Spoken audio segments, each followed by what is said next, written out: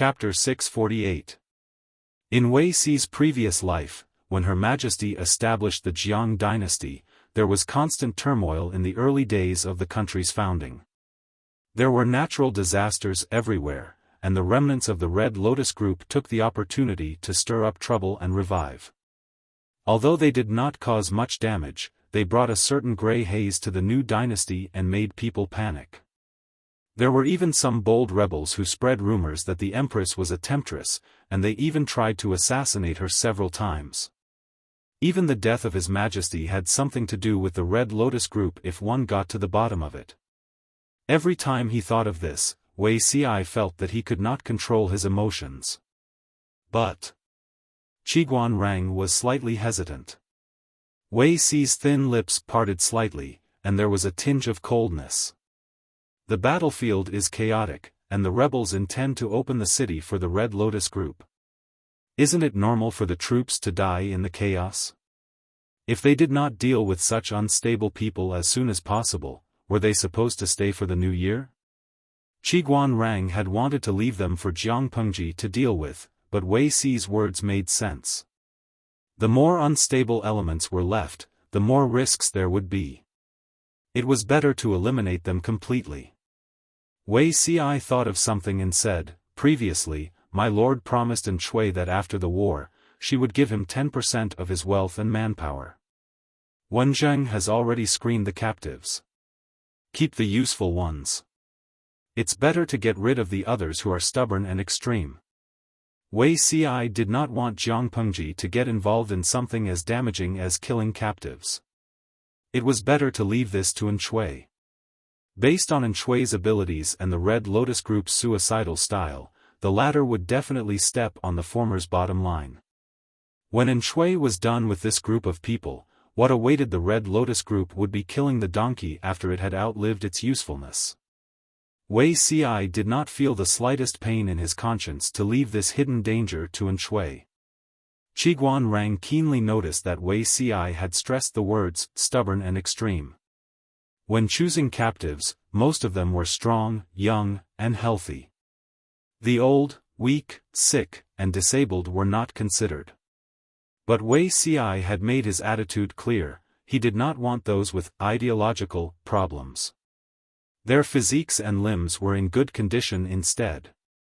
This abnormality made Qiguan Rang curious, but it also made him a little more vigilant. Wei Si knew that Qiguan Rang was suspicious, so he explained, the teachings of the Red Lotus Group were inherited from a certain evil cult during the period of the 16 Kingdoms. Wenzheng is well-read, so he naturally knows how many evil cults caused trouble in the early days of the Great Xia dynasty's unification of the 16 Kingdoms. They had risen from the ashes several times, fanned the flames, instigated the common people, and caused chaos. They had to guard against the Red Lotus Group. If there's something wrong with your brain, don't take them. This reason could indeed convince Qiguan Rang. Let's not talk about the distant lands.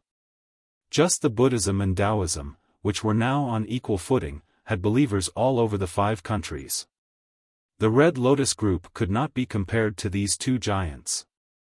However, the 3 were all religions, and they could vaguely see each other's shadows. Although Buddhism and Taoism were not forces in the traditional sense, their influence on the general trend of the world could not be ignored.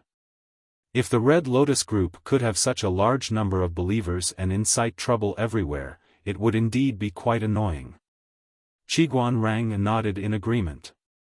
All right, I'll remember this. This battle could be considered an unprecedented victory. There were a total of more than 23,000 captives. The others were either killed on the spot or died from serious injuries. Those who were still breathing were transported to the military base for treatment. The women's camp temporarily transferred a large number of people, but they were still very busy. Qiguan Rang sent people to clean up the battlefield, clean up the corpses, search for those who were still breathing, and retrieve the arrows that could still be used. Although his lord was a local tycoon, fighting a war was too costly. He had to save as much as he could. In the following days, the busiest place would probably be the medical district. Those with superficial wounds would be fine after they were cleaned and bandaged. After their injuries were healed, they would be able to jump around and receive military merits.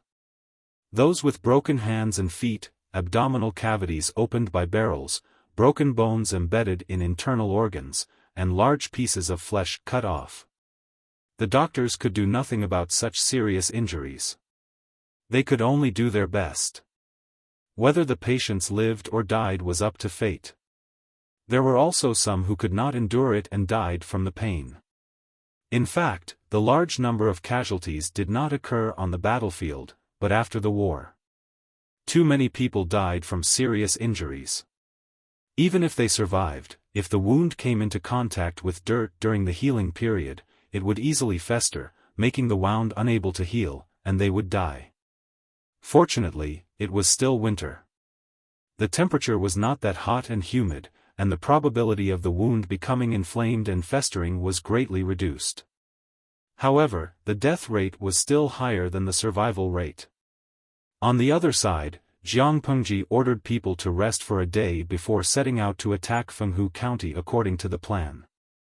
Coincidentally, the day before the attack on Fenghu County was the New Year's Day. Before setting out, Jiang Pengji had already ordered people to buy enough pigs and sheep from the people with money or rice grains of the same amount.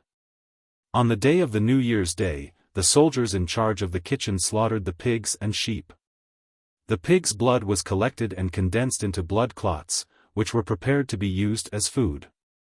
The internal organs were processed and the stench was removed. They were cooked with ingredients and spices and made into cooked dishes. The pig bones were boiled into a thick white bone soup. The soup base was spices.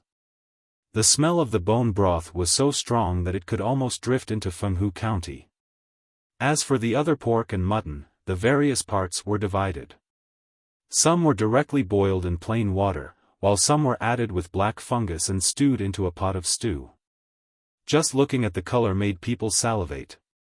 Dry fried pork ribs with salt and pepper, dry fried pork shreds, kung pao pork cubes, or cut the pork into minced meat and wrapped it into meat buns.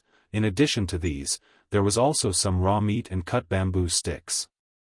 The soldiers could skewer the meat themselves and roast it over the fire.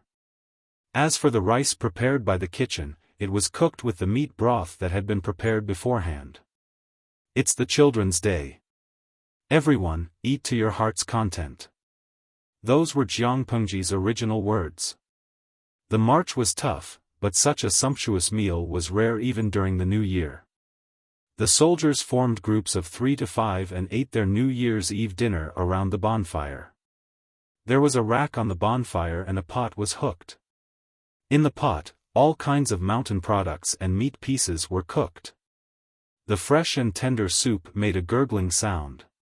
When the hot soup and rice entered the stomach, the whole person felt warm. In contrast, Fenghu County was deserted. There were strong troops stationed outside the city. Even though it was New Year's Eve, almost no one celebrated.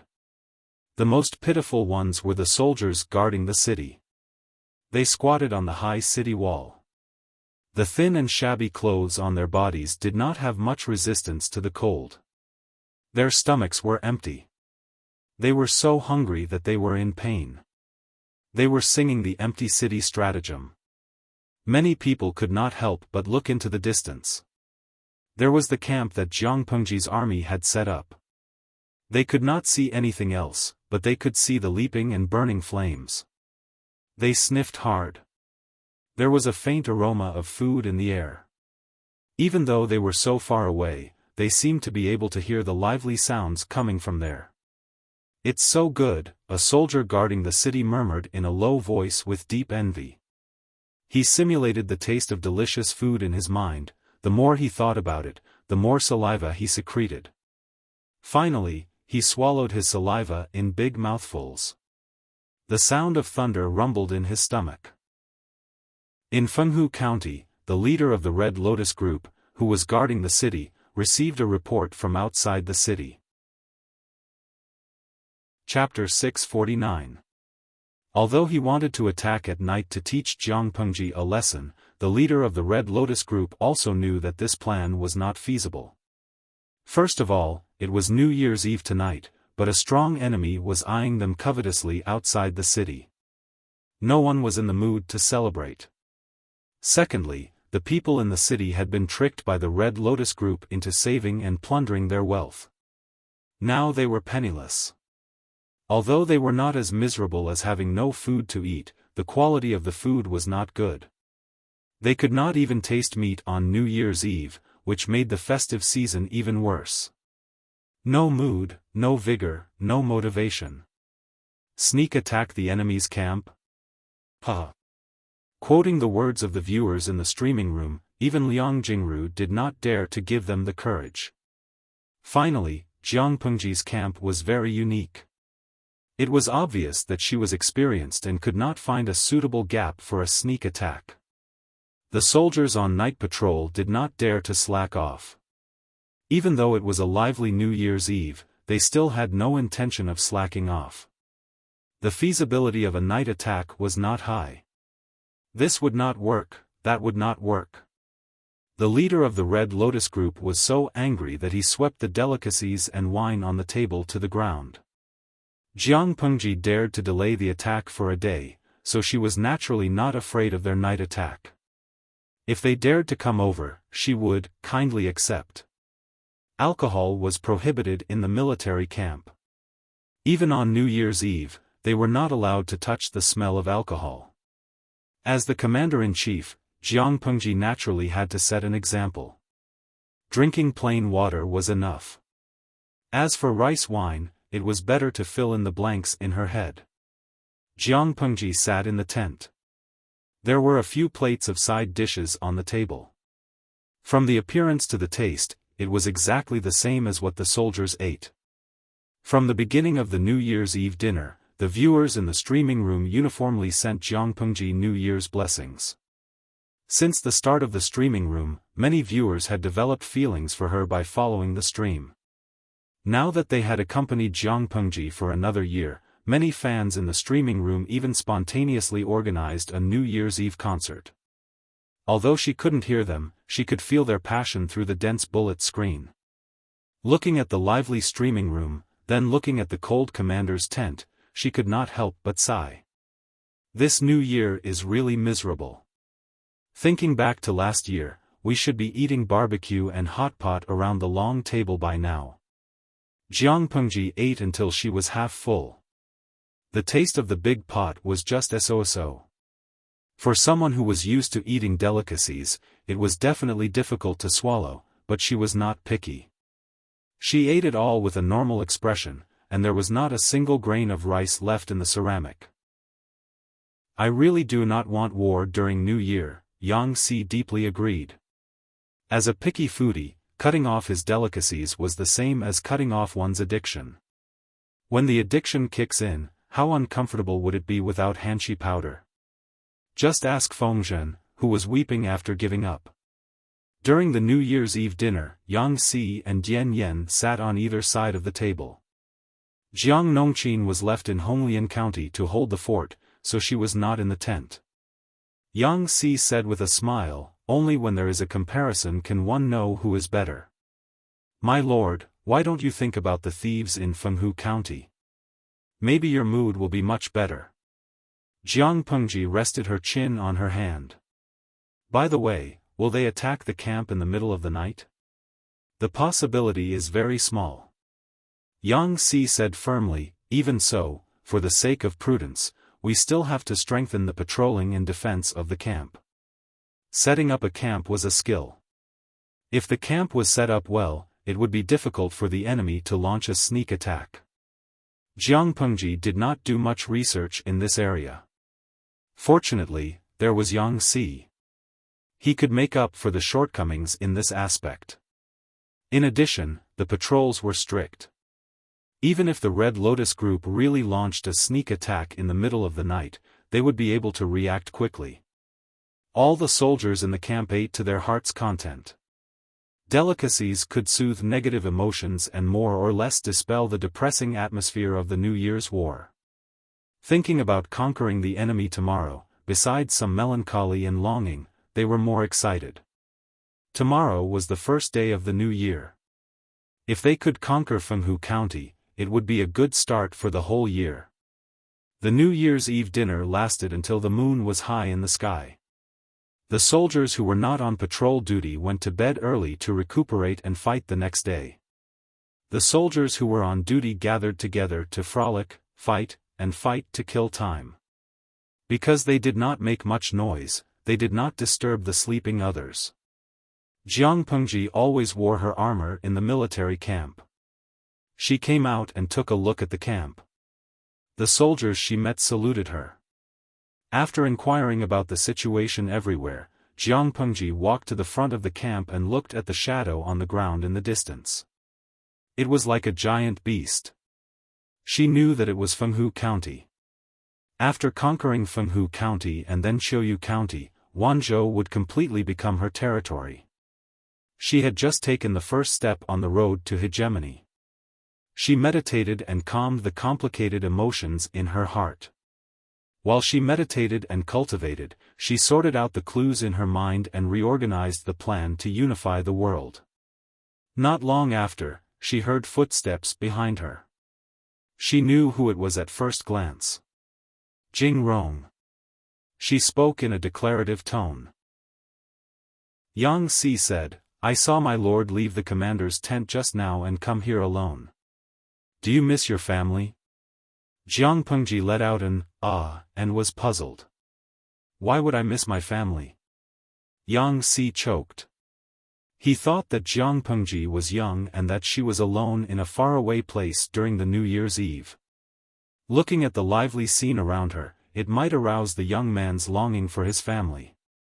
He came over to be quite a considerate brother, but why didn't he follow the script? Understanding what Yang Si meant, Jiang Pengji did not know whether to laugh or cry. "I'm an adult, not a 3-year-old child." It was Yang Si's turn to be dumbfounded. "Then my lord is now," her eyes were firm.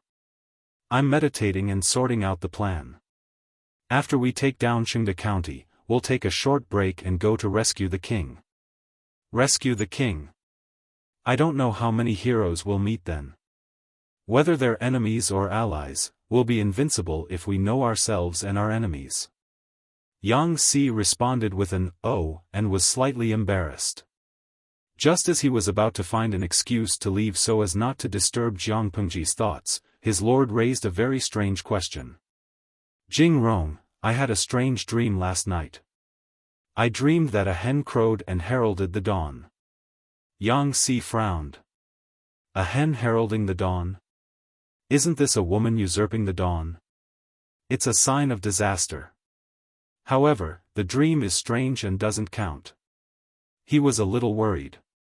Did the Lord think that the dream was ominous and that there would be changes in the battle tomorrow? Don't be superstitious. A woman usurping the dawn. People often use this as a metaphor for a woman usurping power and creating chaos in the world. It's a bad omen. Jiang Pengji said and lowered her eyes. "What do you think of this?" Yang Si was surprised. How did the topic turn to this? He was also a rebellious person. His thoughts were very different from the literati of the time.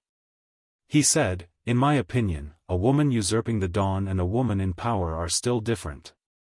The crow of a hen is against the natural order and common sense, but it's not the case for a woman in power. Looking at the 16 countries and the previous dynasty, it's not like there haven't been women in power and being officials for hundreds of years. If a woman usurps the dawn, it's an insult to the ancestors. There was a period of time in the previous dynasty when women were officials and were in power.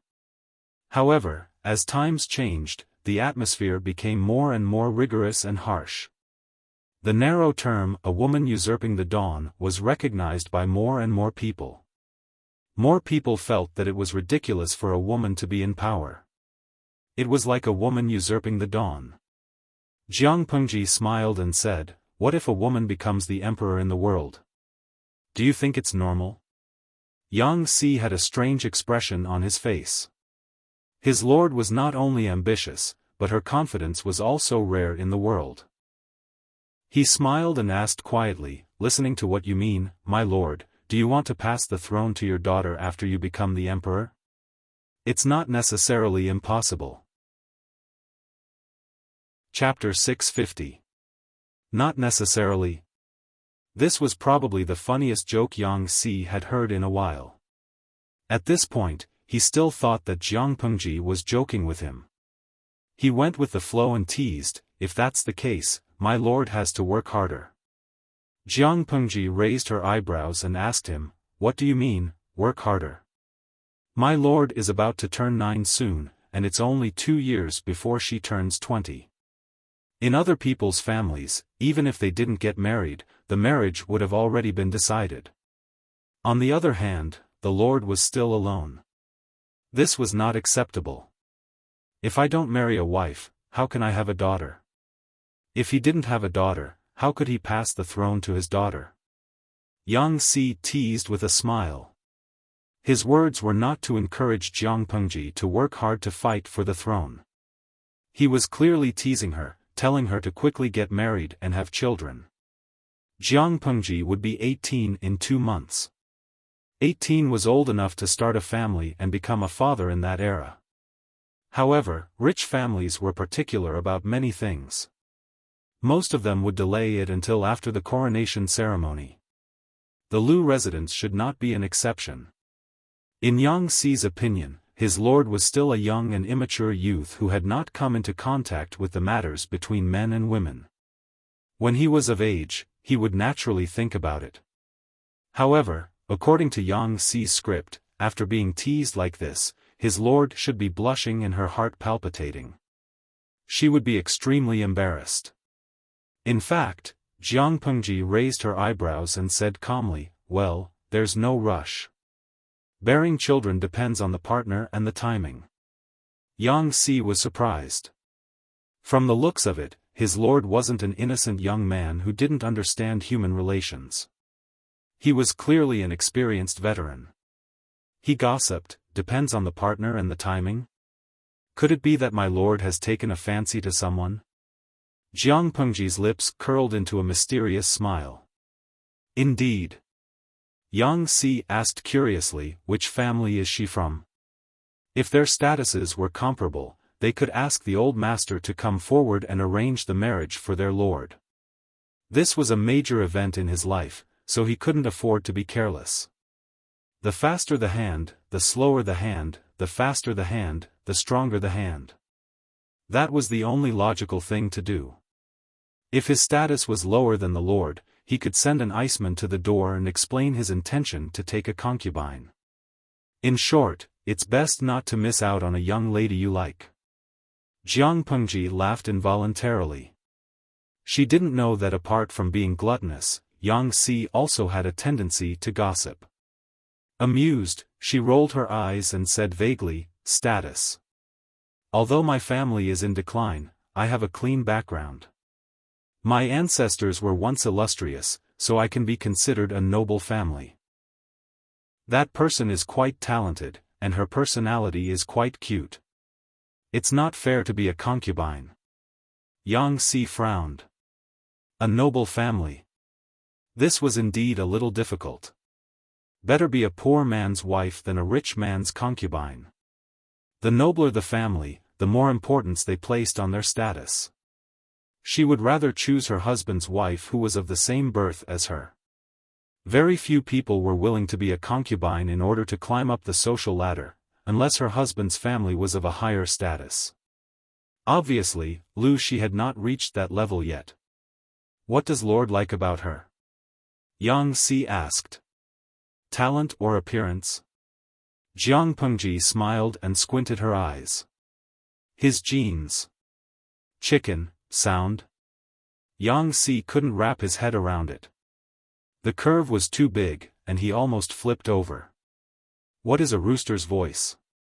Jiang Pengji pinched her chin. How could she explain this? She couldn't. Genes. They're the most essential thing in life. Jiang Pengji thought about it and muttered, but genes are only one aspect. His genes are indeed very attractive to me, but what interests me is his temperament and the secrets he hides. How do I describe that feeling? He's obviously full of loopholes, and it's no different from burying his head in the sand, but he still stubbornly wants to hide it. He looks so cute. Yang Si was dumbfounded. He could understand every word that his lord said, but when they were put together, he couldn't understand them. Jiang Pengji concluded. He's easy to bully. I like to bully him, but he's tolerant and doesn't do anything. What I like can only be mine. Yang Si was so shocked that he couldn't speak. After a while, he broke out in laughter. Lord, if you really like the young lady, you can't do this. It's easy to scare her.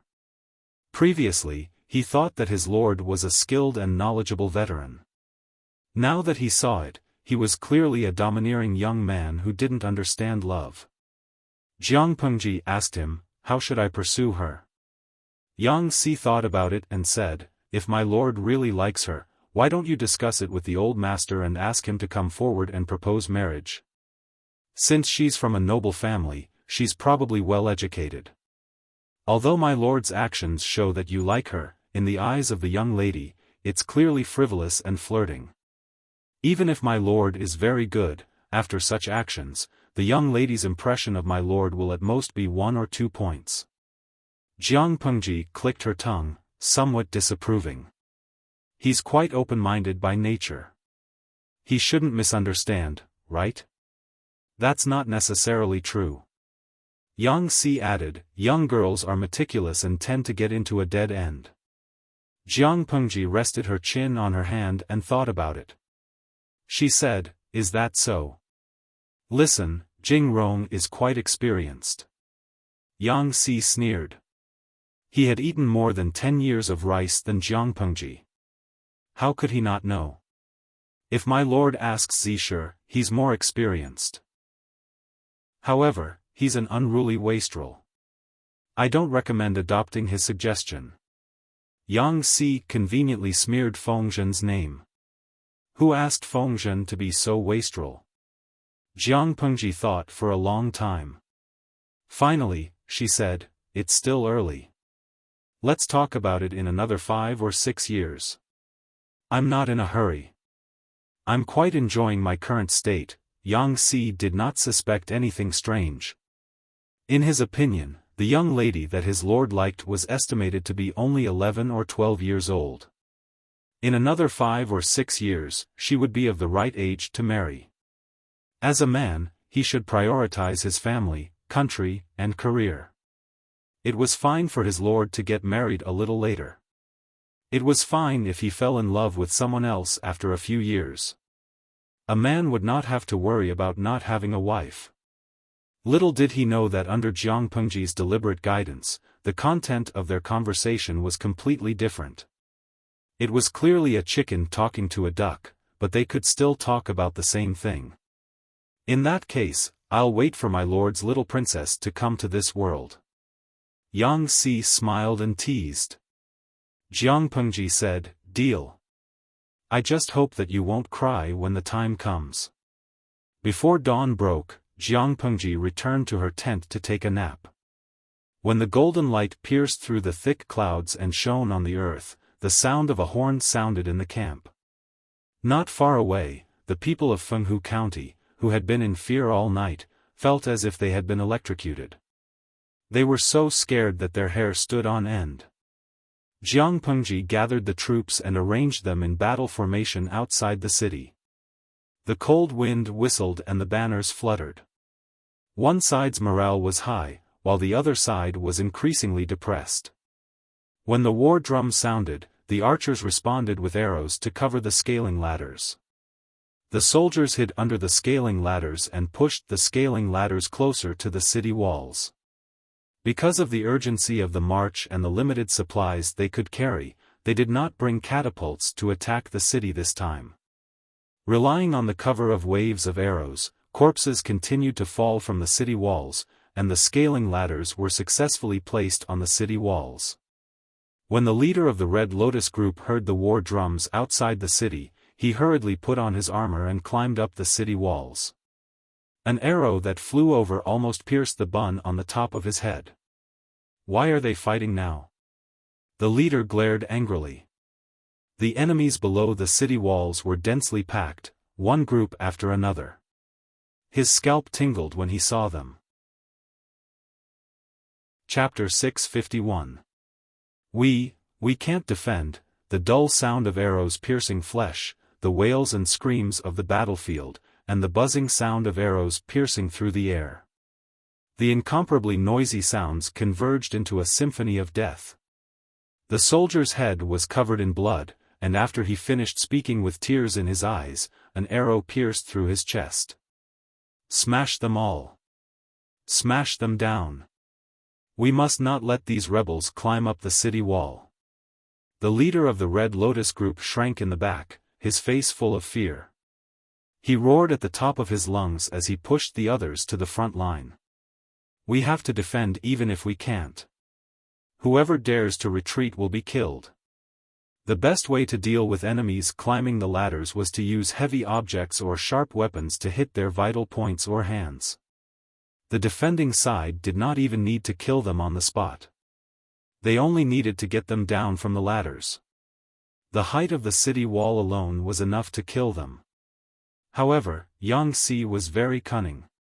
He let the soldiers carry thick shields and pretend to climb the ladders. They did not need to climb too high. They only needed to climb halfway to lure the Red Lotus group on the city wall. When they attacked the soldiers climbing the ladders with stones or other sharp weapons, the archers below the city wall would specifically shoot at those soldiers. The war drums were like thunder. The strong sound of the drums resounded through the sky, stirring the blood in one's chest and causing it to surge. Jiang Pengji rode on Little White's back. Her red clothes and silver armor were particularly conspicuous under the sun. She frowned and said, "Jing Rong, although your lord has some spare money, I'm not as rich as a country. Can you be more diligent and thrifty?" The arrows were not endless. From her point of view, every wave of arrows that were shot out was like shining silver. It would be fine if they could successfully attack the city, but if they could not attack it for the time being, those arrows could not be recovered. Even if some could be recovered after cleaning up the battlefield, the arrows would also be used up. Every time they fought, they would lose 10 to 20% of their arrows. It was so expensive that it hurt. Yang Si smiled and said, "Wait a little longer. When their morale has completely collapsed, this city wall of a few feet will be easily breached." Jiang Pengji secretly rolled her eyes. She clamped Little White's belly. "Go!" Little White roared and rushed to the battlefield at the speed of lightning. Yang Si was about to raise his hand to stop it, but Little White had already carried the people away, leaving only the dust it raised.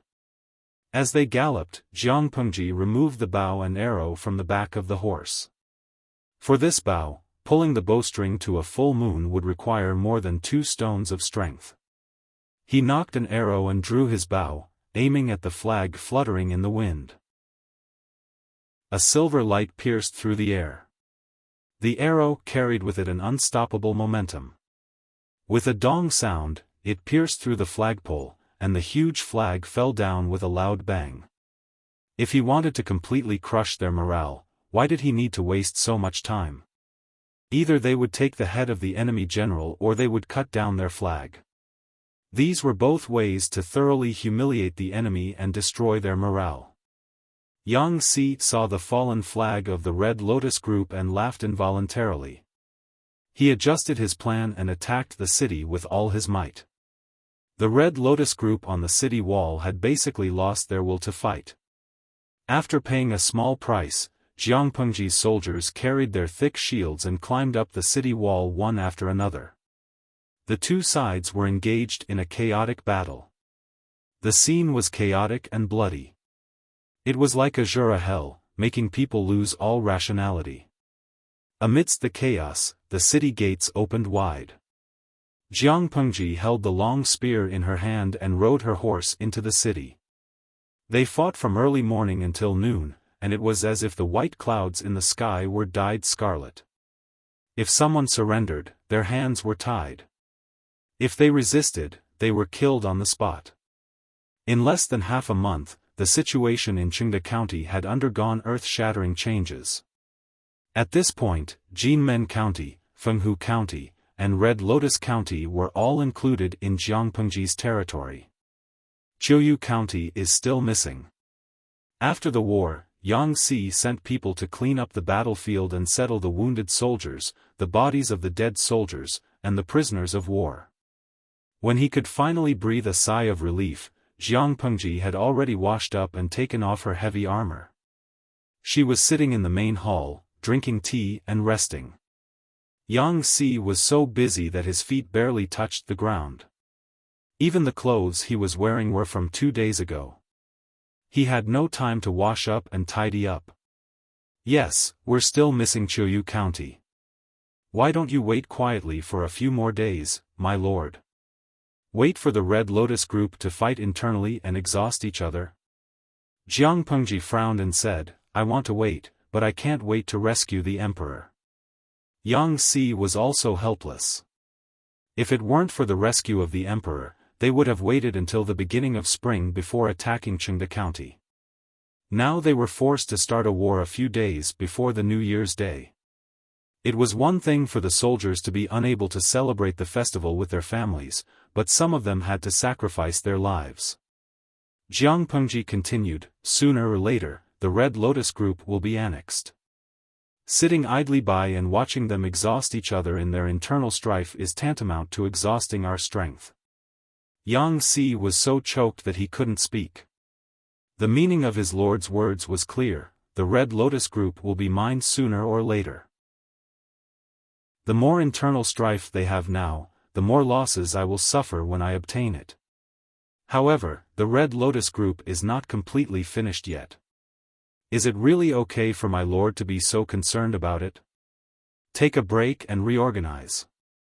Send troops to Qiuyu County. Yes. Jiangpengji, Qiguanrang, and the others deliberately blocked the news. The Red Lotus group received the news relatively late. How late was it? She had already conquered Fenghu County. The Red Lotus group in Qiuyu County was still in a standoff inside and outside the city, cursing incessantly. In order to stall for time, An Shui racked his brains to give advice to the second-in-command of the Red Lotus group. Compared to the twisted intestines of a top strategist, An Shui could be considered honest and straightforward. Compared to the brainless boorish men of the Red Lotus group, An Shui felt that his IQ could crush everyone present. With his help, the second-in-command deceived the city gates of Qiuyu County into opening and captured it.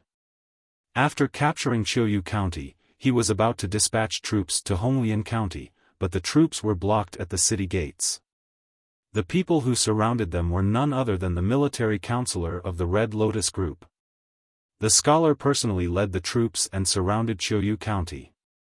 As he cursed, he asked the second-in-command to return the leader. The two sides confronted each other and were in a stalemate. An Shui took the opportunity to sow discord and upset the balance between the two sides. War was on the verge of breaking out. As for him, for the sake of his life, An Shui had packed his luggage early and fled with a few of his brothers amid the chaos, slipping away. The second-in-command and the scholar's eyes were bloodshot. How could they have noticed An Shui's existence? When they discovered that An Shui had escaped and vanished from the face of the earth, news of Honglian County and Qiuyu County successively being conquered arrived. What? Honglian County has been lost. When did this happen? The second-in-command stood up in shock. Because he had risen in such a hurry, he felt dizzy and almost fainted from anger. The soldier who had delivered the news was pale as he stammered out the time. When the second-in-command heard this, his eyes rolled back, and his sturdy body collapsed to the ground. Everyone panicked. They pinched and slapped him. After a while, they finally woke him up. How? How is this possible? The second-in-command felt as if he had fallen into an ice cellar. The coldness seeped into his bones. If the intelligence was correct, Honglian County had fallen on the same day that he had arrived at Chuyu County. The guards of Honglian County were not weak. How could Thief Lu attack Honglian County without making a sound? Moreover, it had been a few days since it had been conquered. Why did the news only arrive now? Chapter 652. Although the scholar wasn't smart, he wasn't completely brainless. I want some time alone. This is a trap. What's wrong? The scholar gritted his teeth in pain. He felt nauseous, and sweat oozed out of his pores. His mind was muddled, like a messy ball of yarn that couldn't be cut. He couldn't find any clues. Faced with this situation, the scholar subconsciously wanted to ask An Shui for advice. No. An Shui. The scholar felt a flash of inspiration in his mind. His blocked and muddled mind suddenly became clear. He knew what was wrong. It was An Shui. The scholar gripped the handrail tightly, barely supporting his body from falling. His eyes were fierce and full of murderous intent. He gritted his teeth and found someone to secretly contact An Shui. If An Shui hadn't offered several strategies, how could the situation be like this? This scoundrel seemed to be thinking for the Red Lotus group, but in reality, he had hidden evil intentions. He wanted to kill the entire group. This was probably the smartest moment of the scholar's life. Many seemingly inconspicuous details became abnormally clear.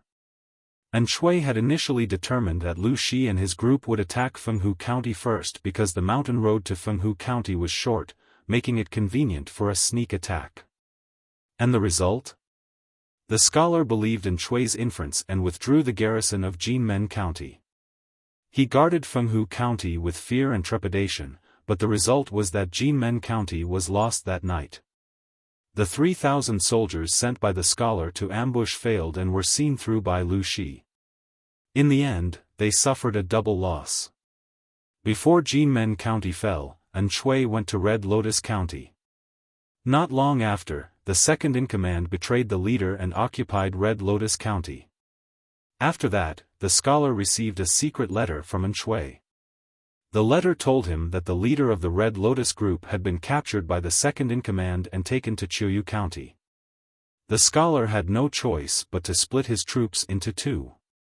One would attack Jinmen County, and the other would rush to Chuyu County to save the leader. When the scholar led his troops and the second-in-command's rebel army in Chuyu County confronted each other and restrained each other, Red Lotus County fell and Fenghu County was taken. It seemed that not only had An Shui played him, but the stupid second-in-command had also been played by An Shui. Without An Shui's secret help, how could Red Lotus County have fallen so quickly? Understanding this, the scholar felt a sweetness in his throat. The taste of iron rose from his throat, and he fainted from anger. Military counselor. Counselor. Military advisor, advisor? Someone, call the doctor over. The scholar's face was pale, and his body was on the verge of collapse. It was a heart-wrenching sight. When he spat out a mouthful of blood, his eyes rolled back, and he collapsed to the ground, scaring the crowd even more. The scene was chaotic and out of control. As for the culprit behind all this? Seeing that the situation was not good, An Shui had already used the cicada-shedding carapace to escape with his sworn brothers. The dark-faced man asked in a low, muffled voice, "Big brother, do you think that Lu Shi will keep his promise?" An Shui was wearing a large winter cloak. He stood outside the cave and looked into the distance. His eyes seemed to pierce through the mountains and land on Chuyu County. Lu Shi will keep his promise. I don't think he would dare. Big brother has been so busy with Lu Shi's affairs these past few days that he's lost weight. The corners of An Shui's lips curled up, and a sharpness appeared in his eyes. His previous dispiritedness had been swept away, and he vaguely carried a trace of high spirits that he hadn't seen in a long time. He knew very well how many troops the Red Lotus group had. There were at least 50,000 captives that Lu Shi had captured. According to the agreement of 10 men and horses, Shui could get 5 to 6,000 men and horses, as well as a generous sum of provisions and money. With these assets, Shui also had the capital to join the rescue of the emperor in Dongqing. If it was done properly, he might be able to borrow more troops and rope in more top talents. When that time came, he must kill his way back to his homeland and make the traitors of the 4 factions of Nanman pay with their blood.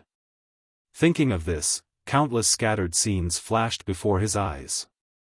Each scene was filled with terrified screams, spreading blood, crying of despair, the wanton laughter of the enemy, the raised butcher's knife, rolling heads, broken limbs, and scattered internal organs. Since he was born, Shui had been the noble son of the Yin family. He was the favored son of God that everyone sought after. When had he ever suffered such humiliation? These were the sins of the 4 factions of Nanman. Naturally, they had to be paid with blood. As long as Shui was still alive, he would never let go of this hatred. With him, there would be no Nanman. Shui's sworn brothers looked at each other.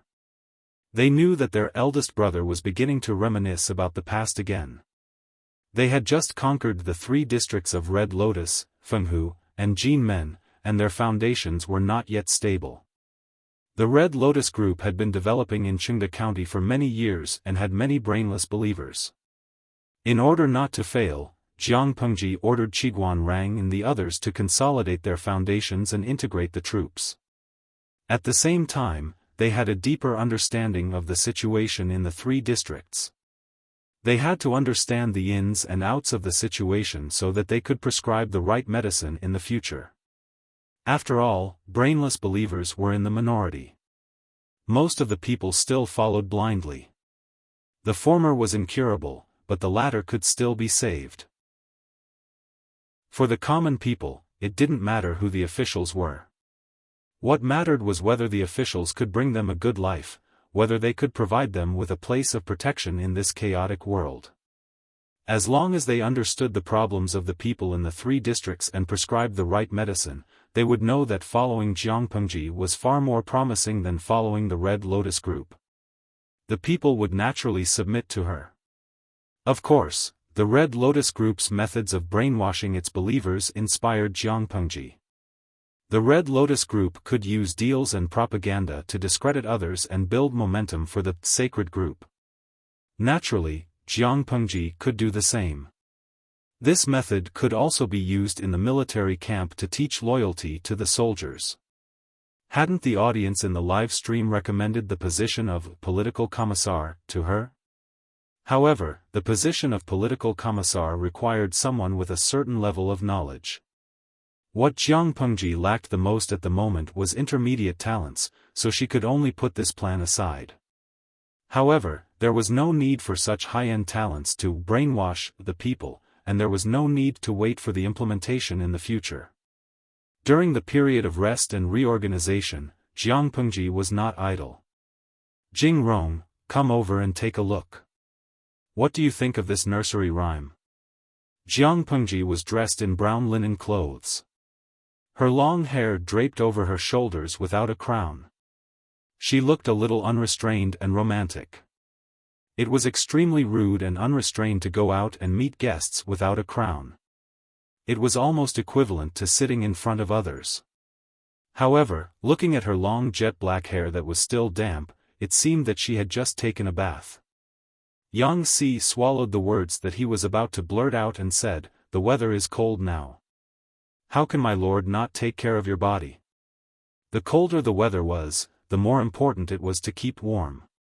Jiang Pengji grabbed her long wet hair and raised her eyelids carelessly. "My body is very good. I don't have any minor disasters or illnesses all year round. Moreover, there is a charcoal brazier in the house, so it's very warm." After she finished speaking, she handed the roll of bamboo slips in her hand to Yang Si. Yang Si took it and looked at it. "What is this?" "This is a nursery rhyme." The handwriting on the bamboo slips was vigorous and powerful. The words were written in bold and flamboyant calligraphy. One could not help but sigh with emotion. The words were like the person. Chapter 653. In Jiang Pengji's opinion, those stubborn believers were like ticking time bombs.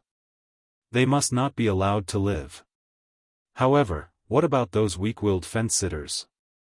Could Jiang Pengji kill them all one by one? Obviously, this was impossible. Since they were fence-sitters, why not pull them over to her side? I plan to let the child beggars in the 3 counties sing this nursery rhyme everywhere. I don't believe that the Red Lotus group can cause any trouble. In fact, this nursery rhyme was the result of a discussion between Jiang Pengji and the 150,000 idle spectators. It was simple, easy to understand, and catchy. With Jiang Pengji's manipulation behind the scenes, she was not afraid that it would not be sung well enough. Even if the illiterate old woman heard it, she could easily understand the meaning behind it. Yang Si thought about it carefully. It was indeed feasible. Most of the people were ignorant and did not have their own judgment. If the Lord killed all the stubborn believers of the Red Lotus group in a thunderous manner, it would inevitably provoke a crusade from the outside world. They would say that the Lord was cruel and heartless. In this way, the Red Lotus group would be whitewashed and become a white lotus that was bullied by evil forces. The real good people would be attacked by the common people. Instead of that, it was better to occupy the moral high ground. Jiang Pengji could not portray herself as a weak person, but she could portray herself as a savior of noble character and unquestionable integrity. Yang Si's eyes flickered slightly. He thought about it and borrowed a brush and ink to write another nursery rhyme on the bamboo slip. The nursery rhyme Jiang Pengji wrote was to expose the Red Lotus group, while the nursery rhyme Yang Si wrote was to eulogize Fengyi County. In Yang Si's opinion, it was not enough to attack and expose the evil deeds of the Red Lotus group in Qingda County and let the people see the true colors of the Red Lotus group. They had to add fuel to the fire. Would they follow the Red Lotus group and be exploited and bullied, or would they follow Lu Shi and live a good life? Obviously, one would know which to choose even if they thought with their toes. In just 2 or 3 days, the 2 nursery rhymes spread from Fenghu County to Honglian County and Jinmen County. They could be heard in the streets and alleys. At first, it was just child beggars and naughty children who liked to join in on the fun. Later, there were some people who had been exploited by the Red Lotus group and had a hard time surviving. Although it had not been long since they were sung, the situation in the city had obviously improved a lot. The most obvious point was that there were fewer brainless believers who tormented them. Qiguan Rang often breathed a sigh of relief. Without the foolish people who were tormenting him, he could also put his extra effort elsewhere. Now, the main force of the Red Lotus group was gathered in Qiuyu County. This was a tough nut to crack. It would not be as easy to take down as the previous 3 counties. If they wanted to take down Qiuyu County, they had to concentrate their forces. Otherwise, it would be too difficult. Qiguan Rang, Wei Ci, and Yang Si tacitly chose the captives they could use and sent them back to Fengyi County in batches. Most of the people were sent to mine, open up wastelands, build roads, or build houses. It would be a waste not to use free human resources. According to Jiang Pengji's previous plan, these captives would have a 6-month probation period. If they performed well, they might even be able to enter the Minton district under Wei Ci's jurisdiction. They would be allocated farmland and become a Minton soldier. They would be able to get 60% or 70% of the crops they grew. Of course, during the half-year probation period, Jiang Pengji also took care of their food and lodging, but she only cared about their food and did not care about their well-being. She did not pay them any salary. In order to appease the captives and prevent them from causing trouble on the way, these welfare conditions had been agreed upon in advance. However, the captives were still trembling with fear. They felt that Jiang Pengji's words were meant to deceive them. As the victor, it was fine that she did not kill the captives to reduce their rations. Would she be so kind as to take care of their food and lodging? With trepidation and fear for the outside world, these captives were sent to Fengyi County in batches. Su Ke and the others worked day and night, but before they could finish what they were doing, a large pile of official duties fell from the sky with the arrival of the captives. They had no choice but to grab able-bodied men everywhere to share the official duties. Otherwise, when Jiang Pengji returned from the battle, they would probably only see the lush weeds on their graves.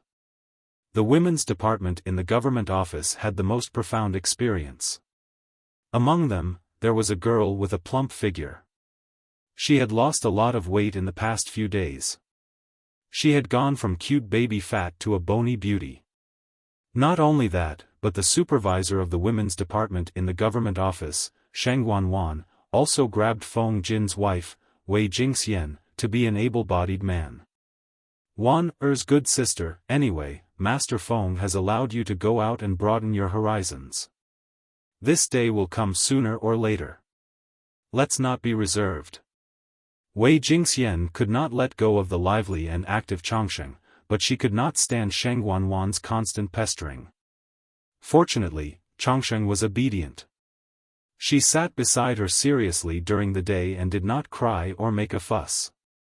When she was hungry, she asked for food from the maids. When she was bored, she hugged her and nibbled on her feet or chubby little hands. She entertained herself and had fun. Even Wei Jingxian was grabbed for able-bodied men. What excuse did the others have for not working hard? Feng Zhen, who had always loved to have fun, was now so tired that even his occasional addiction had disappeared, not to mention drinking and finding beauties. Sure enough, he was busy for a while, then busy for a year. What 7 days off, eating, drinking, and having fun were all lies. Even on the night of the New Year, he hugged a stack of official documents to sleep. He was not a warm and fragrant lady. To prevent the captives from causing trouble, they were not gathered in one place. Instead, they were scattered and sent to different places. There were more than 30,000 captives. It sounded like a lot, but the number of people sent to different places was not that many. There was no need to worry about them causing trouble. When the gentry in Shangyang County heard the news, they all kept quiet out of fear. A strong sense of crisis spread in their hearts. If they caused less trouble, Feng Jin and Feng Zhen would naturally be much more relaxed. On the other side of the story, while Jiang Pengji was secretly promoting nursery rhymes, she was gathering her troops. She was valiantly and energetically marching towards Qiuyu County. Excluding the troops stationed in the 3 counties, Jiang Pengji had only 8,000 elite troops at her disposal. With 8,000 troops, the Red Lotus Group in Qiuyu County had 40,000 to 50,000 troops. It would be fine if the Red Lotus Group continued with their internal strife, but if they worked together to resist the foreign enemy, Jiang Pengji would have a hard time. The Red Lotus Group's troops were 5 to 6 times hers, and they had the advantage of defending the city. As the attacking party, she was at a great disadvantage. If the Red Lotus Group defended the city and did not come out, she could only retreat in defeat in the end. It was not that she had too few troops to defeat them, but that she had too little time. There was a deadline for rescuing the emperor, and she could not afford to delay it. However, if the Red Lotus Group continued with their internal strife, Jiang Pengji could take advantage of the situation. The military advisor of the Red Lotus Group had been fooled by An Shui. He had finally sobered up from his rage. He immediately sent out an envoy to try to negotiate peace with the second-in-command. The most important thing now was to unite the forces of the Red Lotus Group and fight against the traitor Lu together. They should not allow the outsiders to take advantage of the internal strife. The second-in-command hesitated and did not agree immediately. Jiang Pengji was frowning in the tent. If the Red Lotus Group really unified and they were determined to defend the city and not leave, it would indeed be difficult. At that moment, the guard sent a message. Wei Ci was outside, requesting an audience. Jiang Pengji said calmly, invite him in. Wei Xi had come with a solution for Jiang Pengji. I hope that my lord will allow me to persuade the rebels of the Red Lotus group to surrender. Jiang Pengji's eyebrows twitched fiercely. Was he tired of living to persuade them at a time like this? She did not object immediately, but her expression showed that she did not agree. Wei Xi pursed his lips and did not speak. He looked straight into her eyes. Chapter 654. Jiang Pengji had thought that Wei Xi would back down, but she seemed to have underestimated this guy. He could be so stubborn. You should know very well what kind of people the Red Lotus group is. You're going to lobby them at this time. Wei Zixiao, do you think your life is too long? The Red Lotus group doesn't care about no killing of envoys when two armies clash. If I were in their shoes, I would be the first to kill whoever dares to send someone to lobby me at this juncture. Jiang Pengji's voice fluctuated a little. She asked, "Are you really not afraid of death?" Wei Xi smiled instead of getting angry. His expression softened a lot, as if he had a soft light filter. He said, "Of course I'm afraid." It was human nature to be afraid of death. Even though Wei Xi had been reborn, every time he thought of the scene of him drawing his sword to commit suicide, he still felt a trembling fear. However, if he could turn back time once, he would still choose to do so. Life was indeed precious, but to Wei Xi, some things were more important than it. It's good that you're afraid. Take good care of your life. Jiang Pengji didn't even look up. She gestured for Wei Xi to leave. Wei Xi said, "It's precisely because I'm afraid that my life and the lives of the people are worthy of respect. I am confident that I can convince the enemy leader. If I succeed, the casualties of our soldiers will be greatly reduced. It's true that my lord is brave and good at fighting. There are few opponents in the world, but the enemy has a large number of troops and the city walls as a barrier. They can advance to attack and retreat to defend. If they defend the city and deliberately delay time, even my lord will have a big headache. While the enemy is still divided, I think that sowing discord and instigating defection is the best way." At present, the Red Lotus group was still divided and hostile. They still had a chance. If the Red Lotus group put aside their former enmity and joined forces to fight against the enemy, Jiang Pengji's side couldn't afford to delay at all. They needed to seize the opportunity to fight a war, and the same was true of strategy. If they delayed for a while and the Red Lotus group became harmonious, it would be too late. Jiang Pengji was a little annoyed. She pondered for a while and finally made a decision. "If you can guarantee that you'll come back alive, I'll allow you to try." Wei Xi's face was filled with joy. Even his eyes were a little brighter. However, the audience in the streaming room was going crazy. Beauty Ci is out of her mind and wants to court death. Host, how can you not stop her? AID not enough, the Red Lotus group is a group of bandits. They don't have the habit of not killing envoys when two armies cross swords. If they see that Samiran is good-looking but not strong in martial arts, what if they develop crooked thoughts? Host, why didn't you stop him to the end? Who wants to add drama? The streamer has taken over 3 territories of the Red Lotus group. They hate the streamer to the core now. If Beauty Ci goes over, won't he be a ready-made punching bag? If it were any other force, I wouldn't be very worried. However, if it were the Red Lotus group, I would be very nervous. This chapter's message, the key is that Wei Xi wants to go. The host tried to stop him, but he was determined. What do you expect the host to do? The viewers in the streaming room were worried about Jiang Pengji. But she would not make decisions for him just because she was worried. Perhaps her worry seemed to Wei Xi that she didn't trust his abilities, so when Wei Xi insisted, she chose to respect him. After obtaining permission, Wei Xi changed into a simple and plain Confucian robe and left the military camp with only a few guards. That night, the second-in-command got up from his concubine in irritation. He was about to call for hot water to take a bath when the footsteps of a messenger came from outside. Second-in-command, there is a group of people outside who claim to be messengers sent by Lu Shi. They want to discuss important matters with you. The second-in-command was halfway through putting on his clothes when he froze on the spot.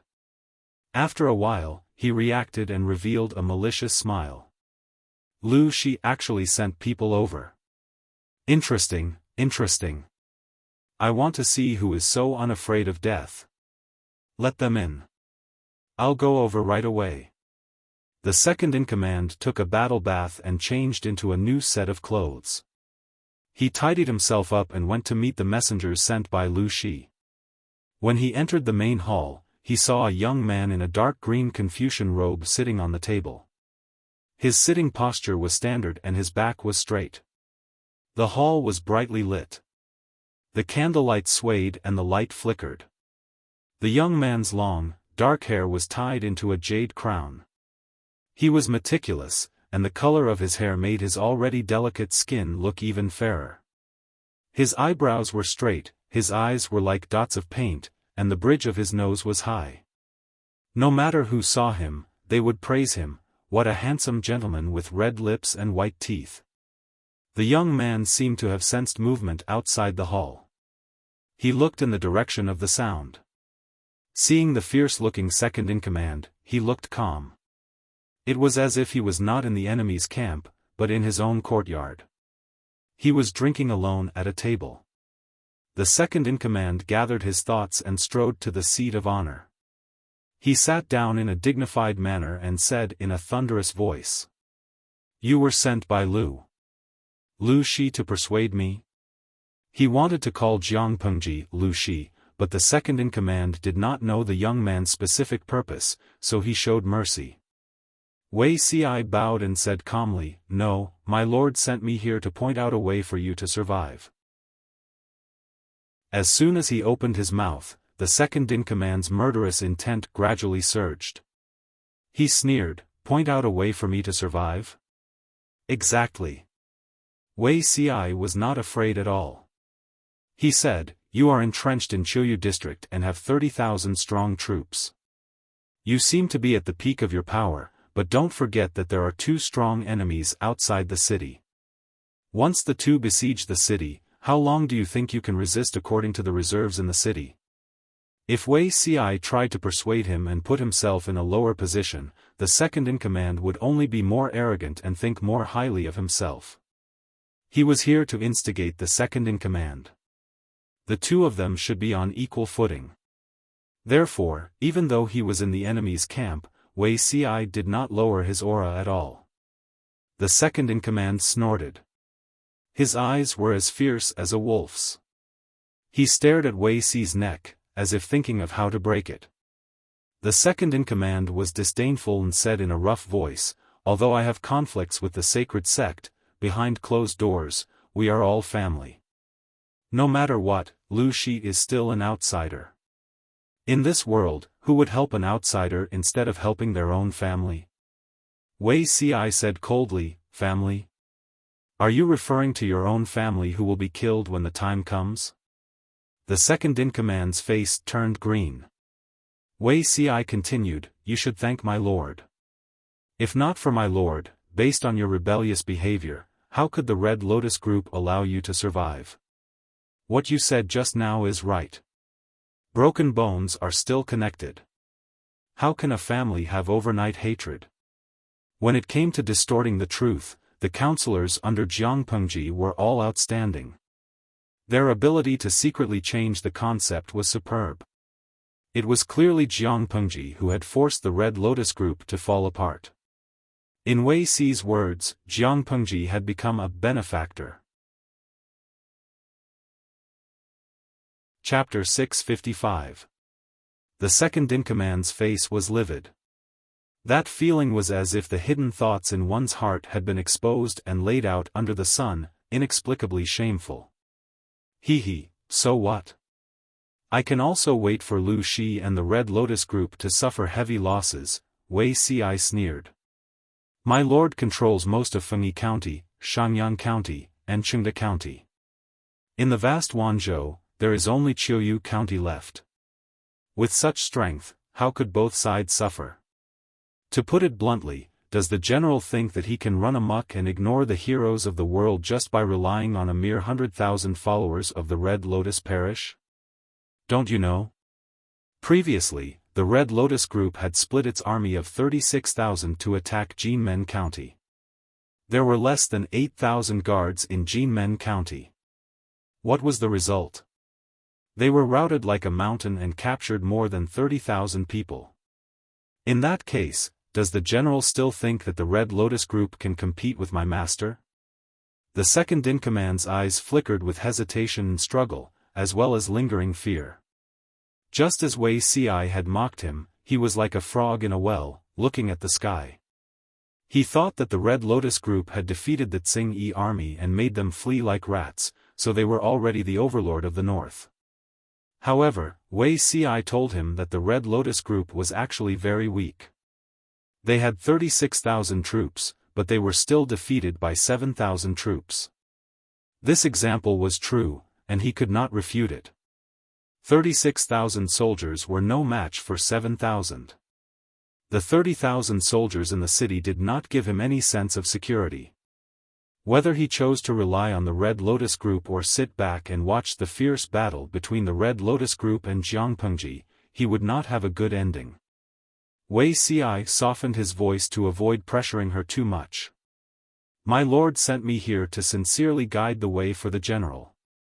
The second-in-command did not make a sound this time. He stared at Wei Ci with his big, round eyes. Speak. I want to hear what you have to say. He snorted coldly, gritted his teeth in humiliation, and said fiercely, I'll die if I surrender to the Red Lotus Church. Do you think I won't die if I surrender to Lu Shi? It sounds nice, but in reality, it's just like that. Wei Ci smiled and said, General, if you pledge your allegiance to my lord and assist him in destroying the Red Lotus Group, you will be a meritorious minister in destroying the Red Lotus Group. Why poison a meritorious official? If I really did that, from now on, who would be willing to abandon the dark for the light and seek refuge with my master? General, why don't you think about it carefully? Have you ever had any conflict with my master? Was there any old scores? Since there isn't, why are you still worried? That's right, there's no enmity between him and Lu Shi. If he had taken the initiative to pledge allegiance, why would Lu Shi want to harm him? Even if they did not use him, Lu Shi would not harm him. On the contrary, he would treat him kindly. Otherwise, once word of this got out, Lu Shi's enemies would only stubbornly resist. Surrendering meant death, not surrendering meant death. So, it was better to fight to the end and not surrender. The balance in his heart slowly tilted towards Jiangpengji. Wei Ci knew that the time was ripe, so he did not rush him. Instead, he looked relaxed and indifferent, calm and elegant. Can you guarantee that Lu Shi won't turn his back on us? My lord has set her sights on the world. A mere Qiuyu County is not worth her breaking her promise. The second-in-command's face turned green and black. He understood that he was being looked down upon, but what made him feel helpless was that others had the right to look down on him. Thus, he struggled even more intensely in his heart. At this moment, Wei Ci got up from his seat and flicked his sleeves. His voice was as clear as a clear spring in the mountains, as if one's whole body was immersed in an icy spring on a hot summer day. It made one shiver uncontrollably. General, time is running out, he said with a smile. My lord has been ordered to rescue the king. If the attack fails for a long time, he will definitely withdraw his troops to defend the 3 counties. Without the pressure from my lord, do you think the Red Lotus Group will let this go and not pursue your crimes of kidnapping the leader and defying the judgment of the sect?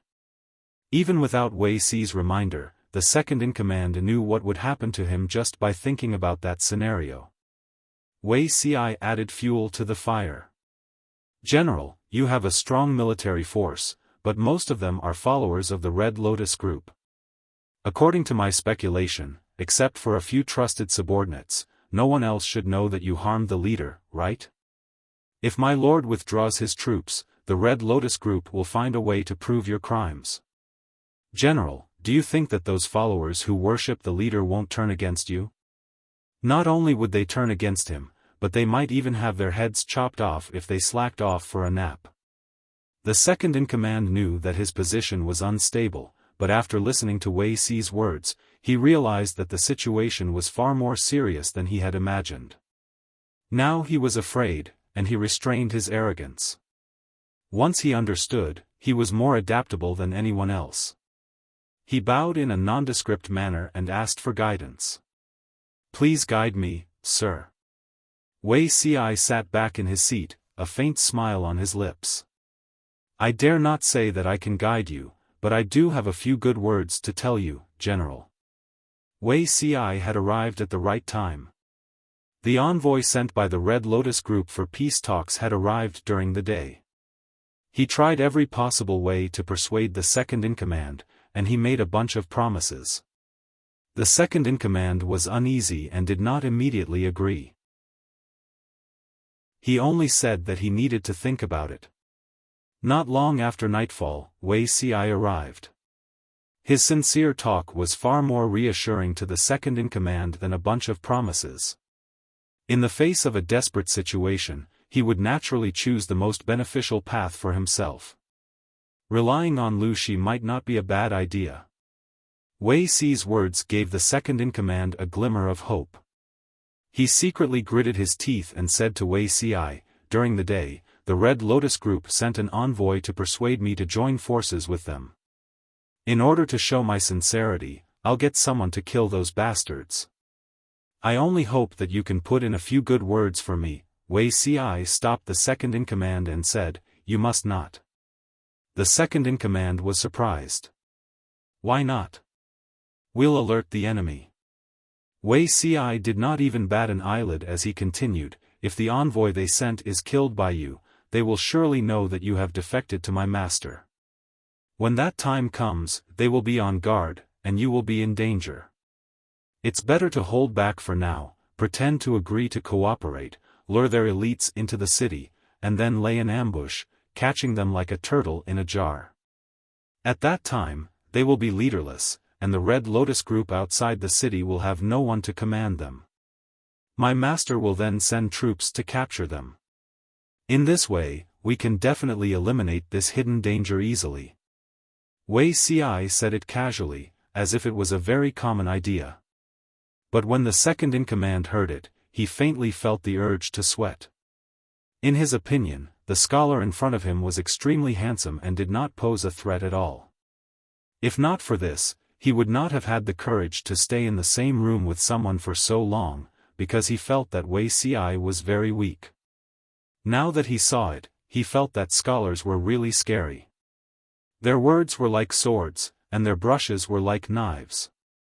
They were casual and could kill people without leaving a trace. Wei Si asked him, What does the general think? The second-in-command stuttered slightly and said, Very, very good. Wei Si continued, In order to win people's trust, I hope that the general can do one more thing. The second-in-command asked him, What is it? Kill me. The second-in-command was stunned. He felt that there was something wrong with his ears. Otherwise, how could he have heard such a strange request? Kill you?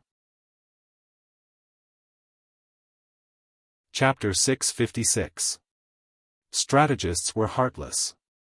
Not only were they ruthless to their enemies, but they were even more ruthless to their own people and themselves.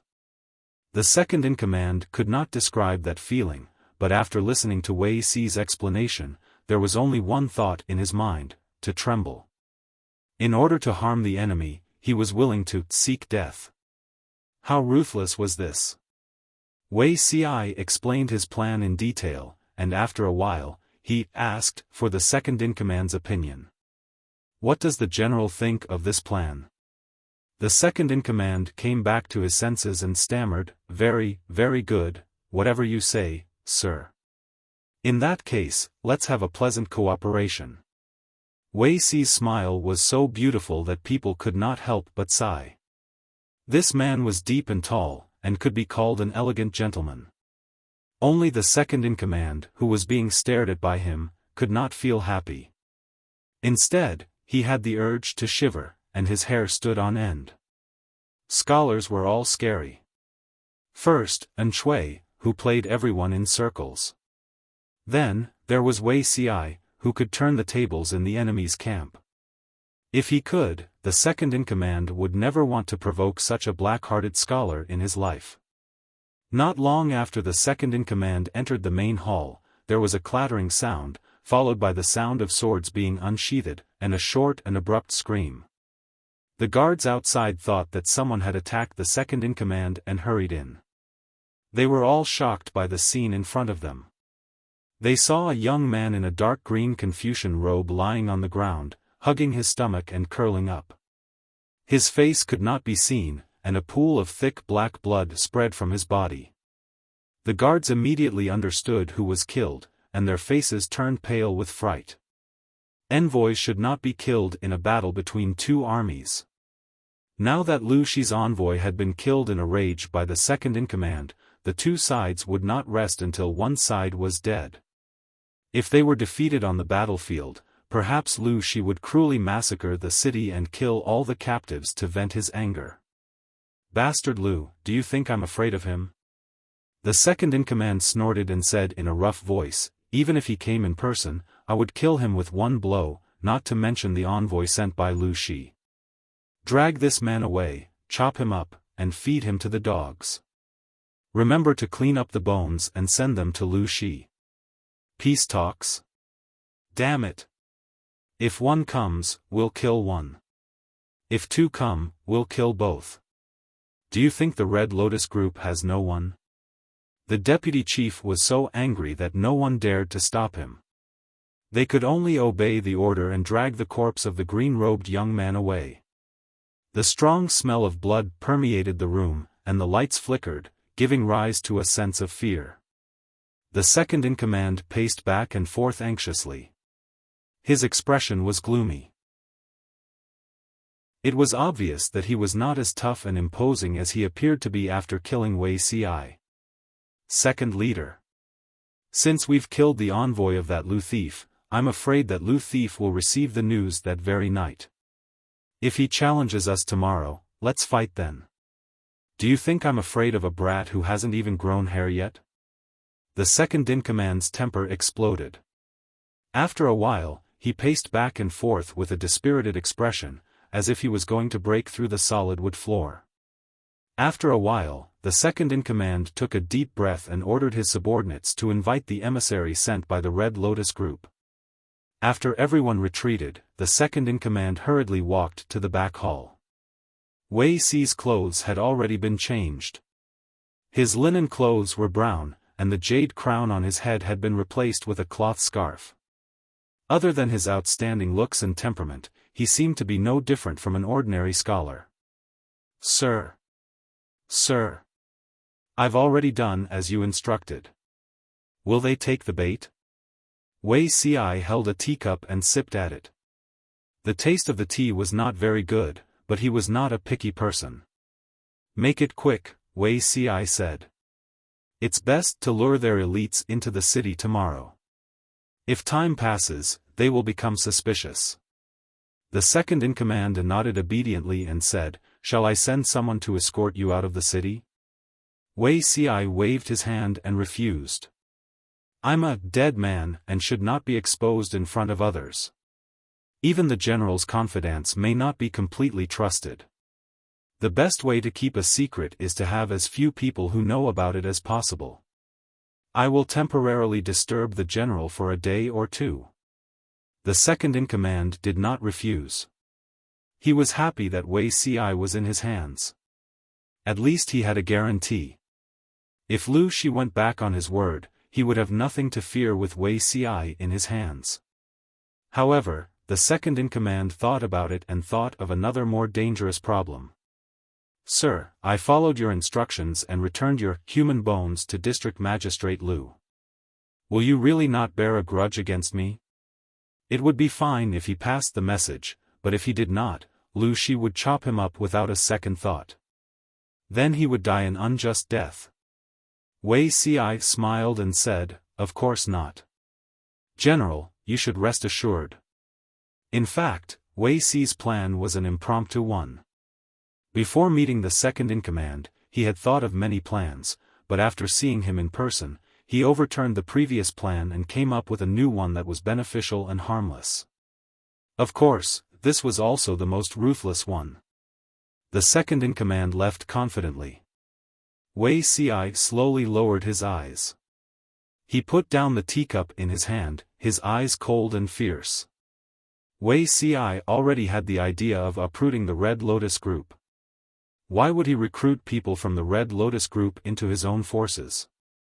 He did not inform Jiang Pengji of this impromptu plan. In other words, the Lord was unaware of Wei Ci's death.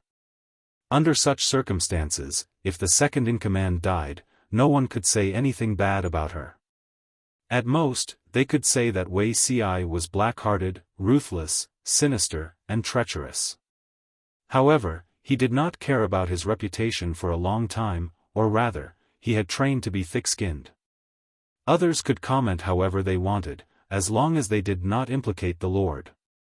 Yes, Wei Ci had no intention of letting the second-in-command of the Red Lotus Group live. Not long after the second-in-command killed Wei Ci in anger, the messenger of the Red Lotus Group received the news. After learning that Wei Ci had been killed, chopped into pieces of meat and fed to dogs, and that his incomplete human bones had been sent to Lu Shi overnight, the messenger was so happy that his teeth could not be seen. The second-in-command took the opportunity to express his worries. He had killed Lu Shi's trusted advisor. Wouldn't Lu Shi explode on the spot? The messenger of the Red Lotus Group also took advantage of the situation, hoping that the two sides could shake hands and make peace, and use the danger of the city walls to resist Lu Shi. When the second-in-command heard this, he agreed readily.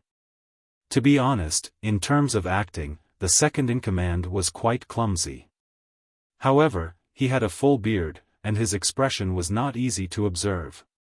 In addition, the news that the Red Lotus Group had received was too clear. Wei Ci had indeed been stabbed to death by the second-in-command. His face and body were badly mutilated, so they naturally did not suspect anything. The second-in-command had killed Wei Ci, which meant that he could no longer be recruited by Lu Shi. In the second half of the night, Jiang Pengji's tent was brightly lit. She frowned slightly, as if she had an ominous premonition. After waiting for a long time, she was about to rest for a while with her hand on her cheek when the sound of hurried footsteps came from outside the tent. "What's going on outside?" Yang Si lifted the curtain and walked in. His waist was wrapped in white linen, and his eyes were bloodshot. He was followed by two attendants. Jiang Pengji keenly smelled the scent of blood. Her heart skipped a beat, and she asked, "What's wrong?" Zixiao, he was killed."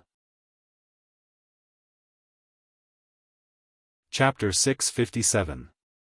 Because she couldn't sleep all night, Jiang Pengji kept the live stream on. She watched a group of night owls and idle people send bullet screens to kill time. When Yang Si said that, the night owls who were still dozing off in front of the screen instantly woke up. Fat Cat Chili, wait, what the F***ck, am I hearing things? What happened to Beauty Ci? Yi Wu Yenling, oh my god, don't scare me. How could something happen to Beauty Ci? How could it be? Today is not April Fool's Day. Noa Xiang. Although I always feel that Beauty Ci is delicate and weak, he doesn't have the appearance of a short life. How could something happen to him? Cat Demon June, today is April Fool's Day. I'm not listening. This is definitely a joke designed by the streamer. Yun Ruochen, Wei Ci is dead? As his veteran fan, I absolutely can't accept this result. The live stream room was in an uproar. Although the live stream room only had an upper limit of 150,000 viewers, after several years, the number of live stream fans accumulated was more than 10 million. Wei Xi's Tieba alone had more than 30 million followers. These 30 million fans were live fans, not zombie fans. The Tieba was abnormally active. Although these auntie groups were all here for their looks, the world was a place where looks mattered the most. Now that everyone received the news of Wei Xi's death, they suddenly felt as if two bombs had exploded in their ears. The words, Wei Xi's death, became a hot topic in minutes. Madam's fan club couldn't wait to rush into the live stream room. Jiang Pengji was also shocked, but her mental fortitude was excellent. No matter how thunderous her heart was, she remained calm on the surface. Tell me in detail what happened. Jiang Pengji's tone was unprecedentedly cold. Every word contained murderous intent. Even though there was a charcoal brazier burning in the tent, one could still feel the obvious drop in temperature. Zixiao is dead? Could it be the group from Qiuyu County? Yang Si held back the grief in his heart. He gritted his teeth and endured the surging sourness in his throat. He spoke with difficulty. Hearing that Wei Xi's body had been chopped up and thrown to the wolves as food, and that his bones had been gnawed clean and sent back, Jiang Pengji's state of mind was already unstable. She was as cold as ice, and her murderous intent rose steadily. The live stream room even lost its order. She was not in the mood to care about the explosive bullet screen, and turned her eyes to the two attendants behind Yang Si. Each of them was holding a corner of a piece of white cloth, and the white cloth was wrapped around a heavy object.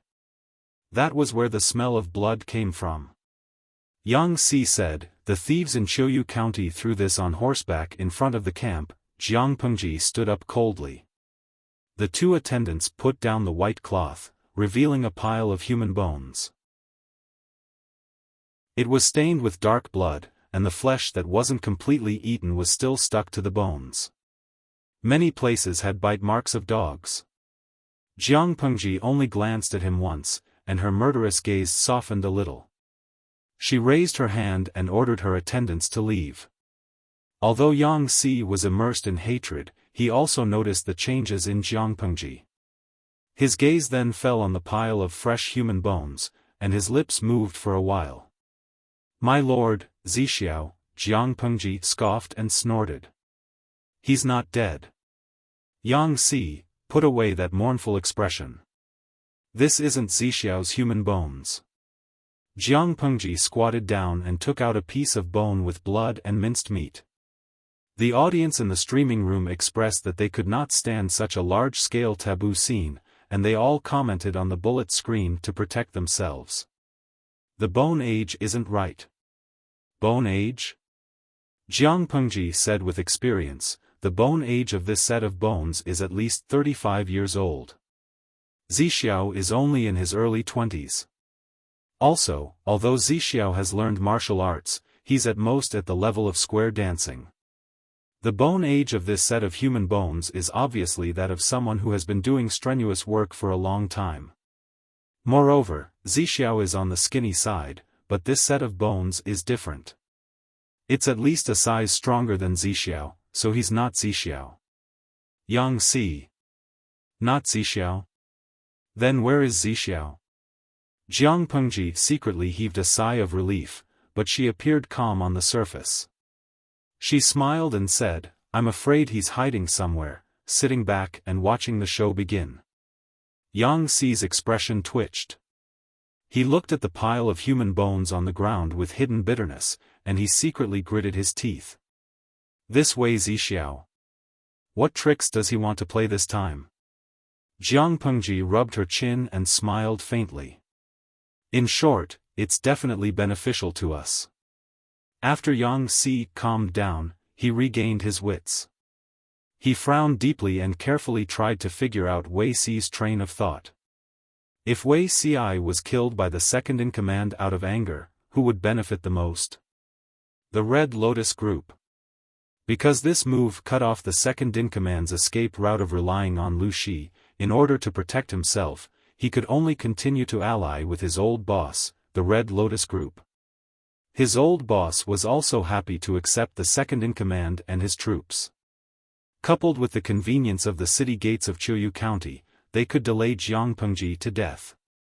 Not long after, Yang Si understood Wei Si's plan. He was angry and furious. This guy. Can't he tell me in advance what his plan is? He almost scared me out of my wits. Jiang Pengji said, plans can't keep up with changes.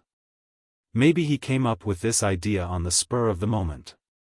Yang Si asked, since Zixiao is fine, then my lord, what should we do tomorrow? Should we directly challenge him to a fight? Jiang Pengji nodded. Yes, our trusted advisor has been killed. We should at least put on a show. I don't want to act. Tomorrow, you'll go to the front lines. Yang Si was speechless. He didn't want to act either. Wei Si wasn't dead yet. Why should he waste his feelings? Jiang Pengji continued, Zixiao may have already instigated the one in Qiuyu County to defect. Now that the Red Lotus Group is united on the surface, I'm afraid that both sides will suffer losses and fight to the death. We'll challenge them first. On the surface, we'll exert pressure, but in reality, we'll bide our time and observe the specific situation. Based on Jiang Pengji's understanding of Wei Si, this person had probably already made a comprehensive plan. If the Red Lotus Group didn't lose everything this time, Jiang Pengji's name would be read backwards.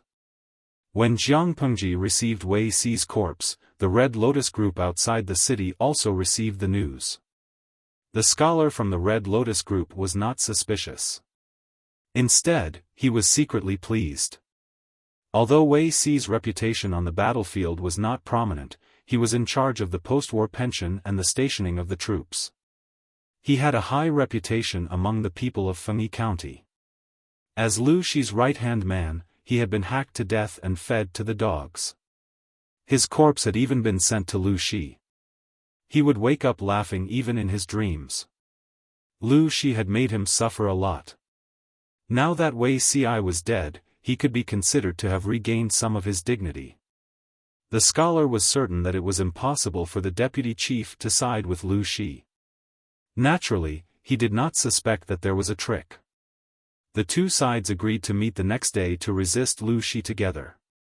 Before dawn, Jiang Pengji had already sent someone to the foot of the city to challenge them. The generals and soldiers were ready for battle. Their murderous aura shook the sky, and the war drums thundered. Even though they were far away, the people on the city walls could feel the repressed and resentful murderous intent. For a moment, everyone was in a state of panic. The deputy chief's face was a mixture of green and white. Panic and fear surfaced on the surface. The more it was like this, the more relieved the scholar from the Red Lotus Group was. Chapter 658. When the second-in-command invited the higher-ups of the Red Lotus Group into the city to discuss the grand plan, the Red Lotus Group agreed without even thinking about it. However, they were a little more cautious. They brought 2,000 troops into the city, while the other 30,000 troops remained outside the city. If anything went wrong, these 30,000 troops would rush into the city at the first instance. The second-in-command and the military advisor of the Red Lotus Group did not get along very well. Both were fed up with each other, but the current situation was unique and they had no choice but to work together. The scholar had already secretly made up his mind. After they beat back Lu Shi, he would be the first to capture the second-in-command and interrogate him. Now, for the sake of the bigger picture, he could only endure for the time being. He would let this boorish fellow run wild for a few more days. The scholar was secretly calculating. How could he know that the second-in-command was also plotting against him? Although the scholar and the others had brought 2,000 men with them, these 2,000 men were no match for the 30,000 troops in the city. On the surface, the two of them feigned civility, but in reality, they each had their own plans. No matter how the military drums sounded outside, the second-in-command still guarded the city and refused to come out. The soldiers guarding the city even cursed him loudly outside. Inside the city, the second-in-command held a banquet. The dancers and singers sang and danced to liven things up. At the same time, a group of prostitutes served them from the side. The drumming outside the city was like thunder. Even from such a distance, one could still hear it if they listened carefully. After 3 rounds of wine, they began to talk about the main topic. The second-in-command had a bitter expression on his face. He secretly rubbed his hands and grabbed the scholar beside him to complain. He didn't dare to say that he had kidnapped the hierarch in front of everyone, so he could only change the topic and make things difficult for himself. On account of the fact that they were from the same bloodline and were like brothers, he had to help him defeat Lu Shi outside the city. The scholar's smile was very stiff. He wanted to withdraw his hand, but the second-in-command held it tightly and could not do so. Don't be anxious. Thief Lu only has 10,000 troops. How can he be a match for us? The scholar forced a smile and comforted him. Actually, as long as our 2 clans put aside our former enmity and work together to occupy the city walls, the traitor Lu will retreat on his own in less than half a month, the second-in-command said, but right now, they're challenging us to a fight. If we don't fight, wouldn't we lose face? The scholar said. How much is face worth? As long as we can defeat Lu Shi, our sect will be renowned throughout the world. After that, the scholar analyzed Lu Shi's current awkward situation in detail, as if he was giving pointers to the country, and his words were reasonable and well-grounded. Everyone in the hall complimented and flattered the scholar, making him feel as if he was on cloud 9. He had completely forgotten about his previous failure. Outside the city, no matter how many people Jiang Pengji sent to challenge them to a fight, the people inside the city held their ground and refused to come out. They were determined to be mute. Seeing that the sky was getting darker and darker, Jiang Pengji's eyes turned frosty. Yang Si hurried over. His footsteps were hurried, and his breathing was heavy. He shouted, my lord, I've found out the exact news. Not long ago, there was an unusual movement in the Red Lotus Group's camp. About 2,000 people entered Qiuyu County. It looks like they're ready to join forces. Jiang Pengji's eyes flickered slightly, and there was a slight smile on her lips. 2,000 people? Are there any important people among them? She crossed her arms over her chest and looked up at the sky. She pondered and calculated in her heart. Yang Si was already prepared. He opened his mouth and said, according to the scout's report, the leader is probably an elite high-level member of the Red Lotus Group. But it's too far away, so the details are not clear. But judging from the clothes they're wearing, there may be 23 high-level members. The Red Lotus Group was not a regular army. Most of the members were poor people. They wore whatever they had. Many of their clothes were taken from the dead and wrapped around their bodies casually. As long as they could keep warm and not freeze to death, it was fine. Who cared if they were clean or beautiful? Therefore, in the Red Lotus Group, those who wore armor or bright clothes were basically people of status and prestige.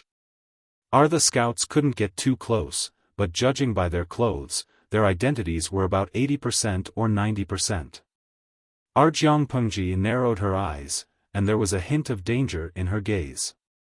She murmured, 23, Yang Si continued, although it's not clear how many high-level elites the Red Lotus Group has, just looking at this number, they've taken away more than half. Jiang Pengji sneered softly.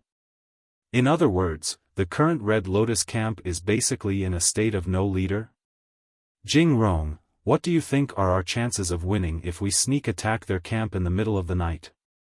I think we can still fight them even if they have 30,000 troops. She had fewer troops on her side, but the overall conditions were much better. They had enough clothes to keep them warm, enough rations, and the military equipment was of high quality. The soldiers were also well trained. Their numbers were only 1/3 of the enemy's, but in the middle of the cold winter night, the advantage of numbers would be greatly reduced.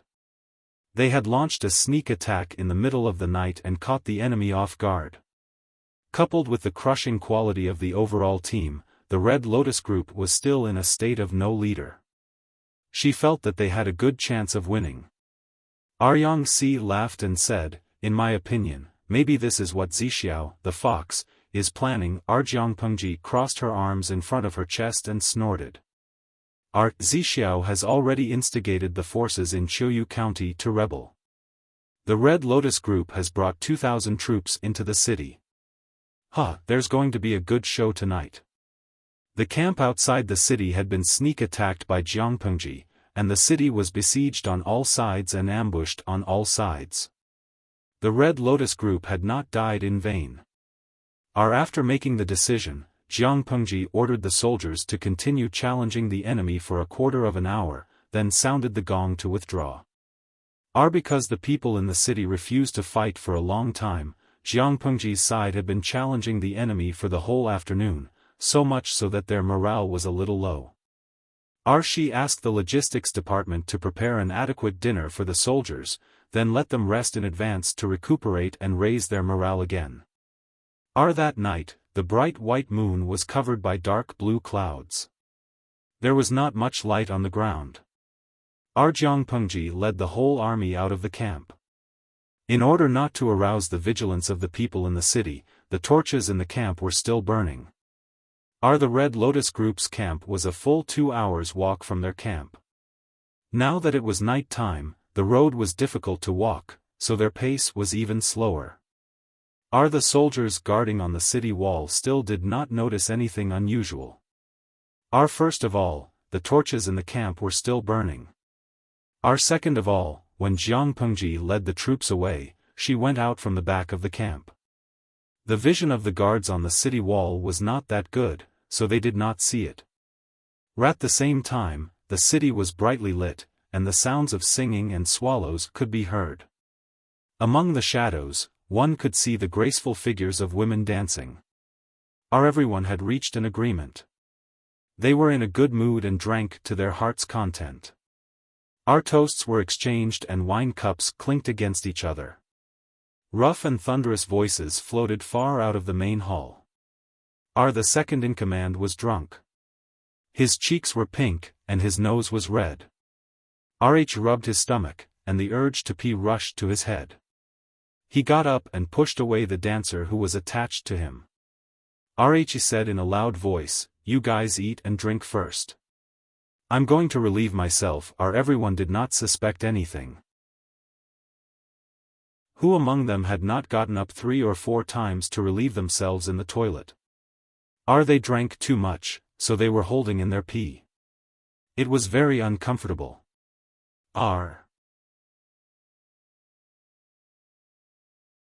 Chapter 659.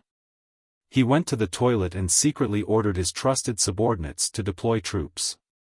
He asked them to quietly surround the main hall and avoid the 2,000 spies brought by the Red Lotus group.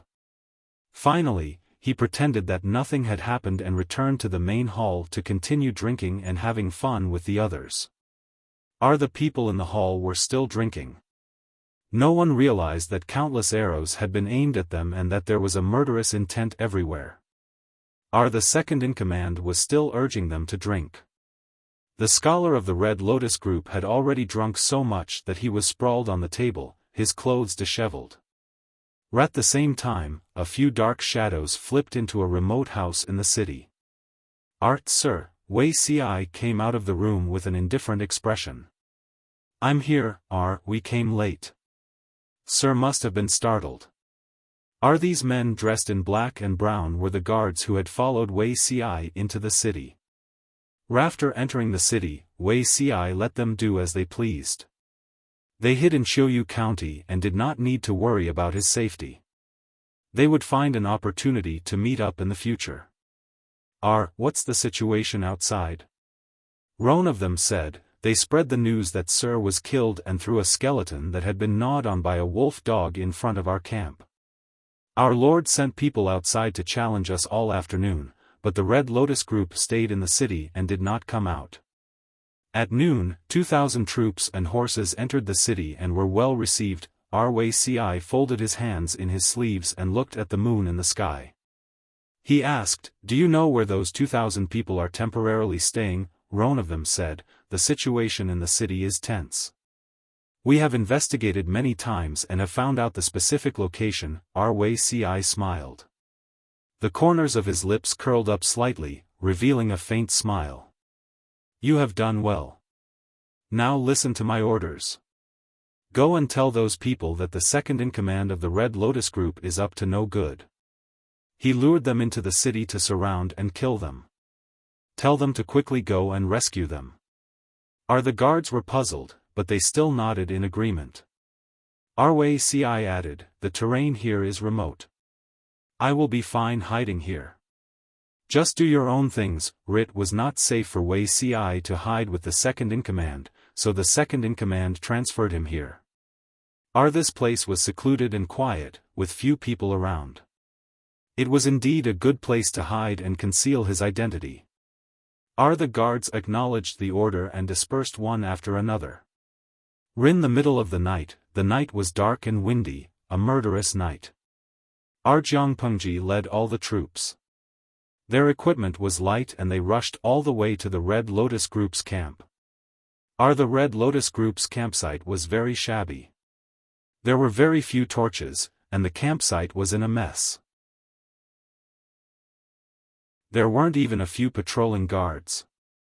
In this lousy weather, the temperature in the middle of the night was very touching. Most people couldn't stand the cold and found a place to squat. The discipline within the Red Lotus group was lax, and the patrolling soldiers were lazy as much as they could. During the day, most of their superiors had left, so they were more casual. When Jiangpengji arrived with her troops, there was not even a guard by the camp's fence.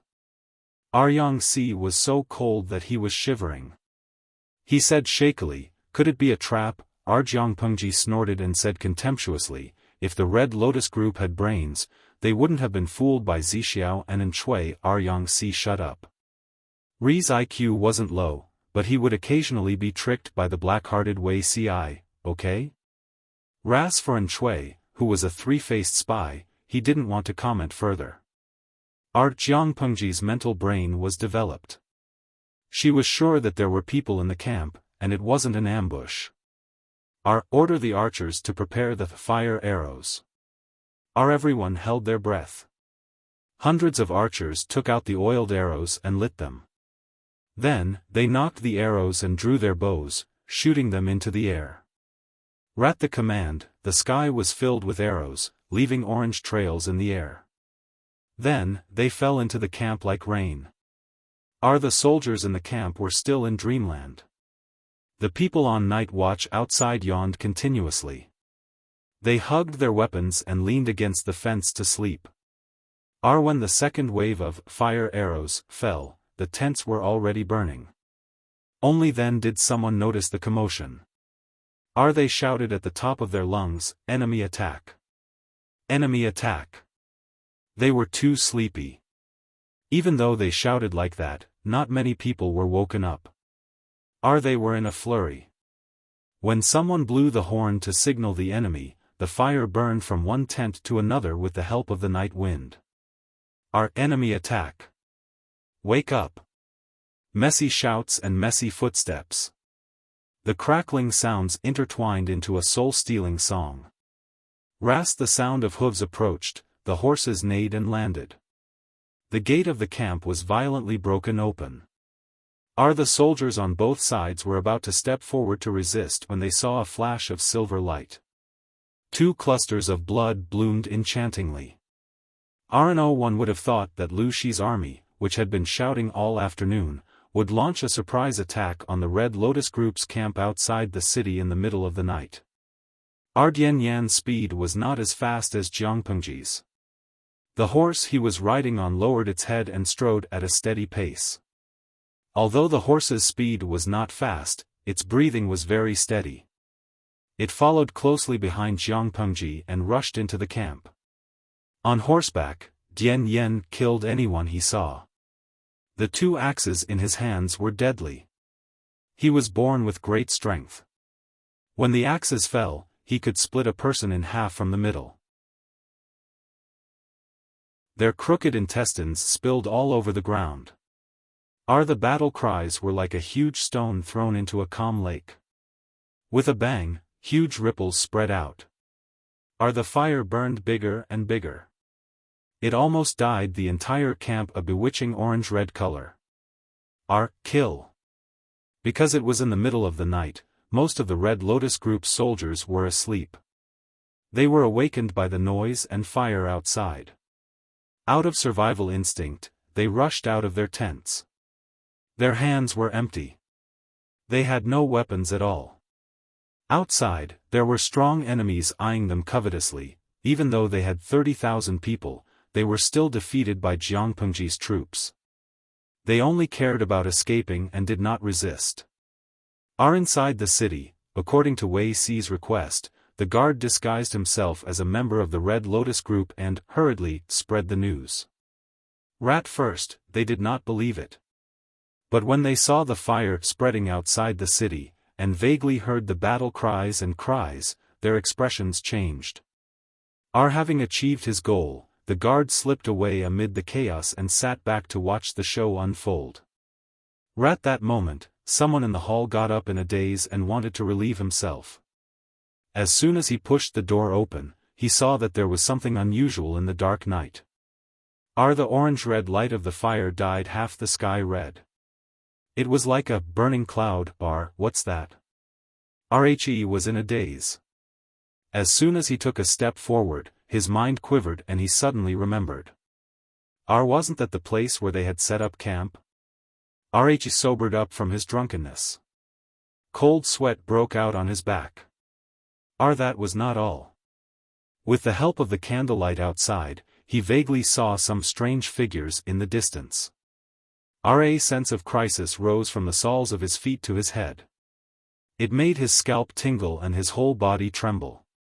He retracted his foot, not knowing how to react for a moment. What should I do? What should I do? What should he do? He was so anxious that he was out of his wits. He hurriedly walked back and tried to wake someone up. Halfway through his shout, he noticed a pair of malicious eyes staring at him from above, like a soul-reaping messenger. The second-in-charge snorted contemptuously, got up, and strode away. As soon as he stepped out, the door was immediately pulled shut. Kill them. The second-in-charge's voice was muffled. After a while, countless arrows pierced through the paper window and shot indiscriminately into the room. The arrowheads were still on fire. The arrows pierced into the wine, and the fire spread instantly. Help, help. The fire swept through the room, and the screams in the room gradually became weaker and shorter. The second-in-charge sneered, put his hands behind his back, and strode away. However, he had not gone far when he heard hurried footsteps coming from outside, accompanied by shouts of killing. They were getting closer and closer. Ri's face paled. Dozens of people rushed through the heavy vermilion door. It was actually the 2,000 men brought by the Red Lotus Group.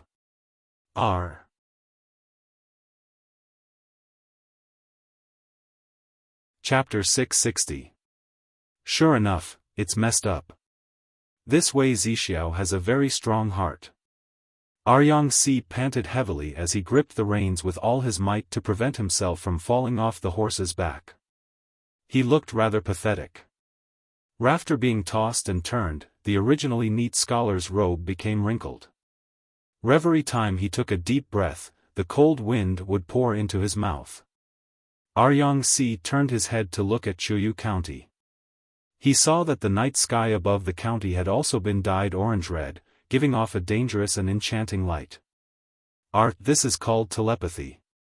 Jiang Pengji stood on the horse with a faint smile on her face. Yang-si spat and said angrily, "What telepathy? I think he's just looking for trouble. Who knows who that pile of human bones belongs to?" If we believe that Zixiao has been killed, I'm afraid we'll miss the battle. He's good, at least let us know.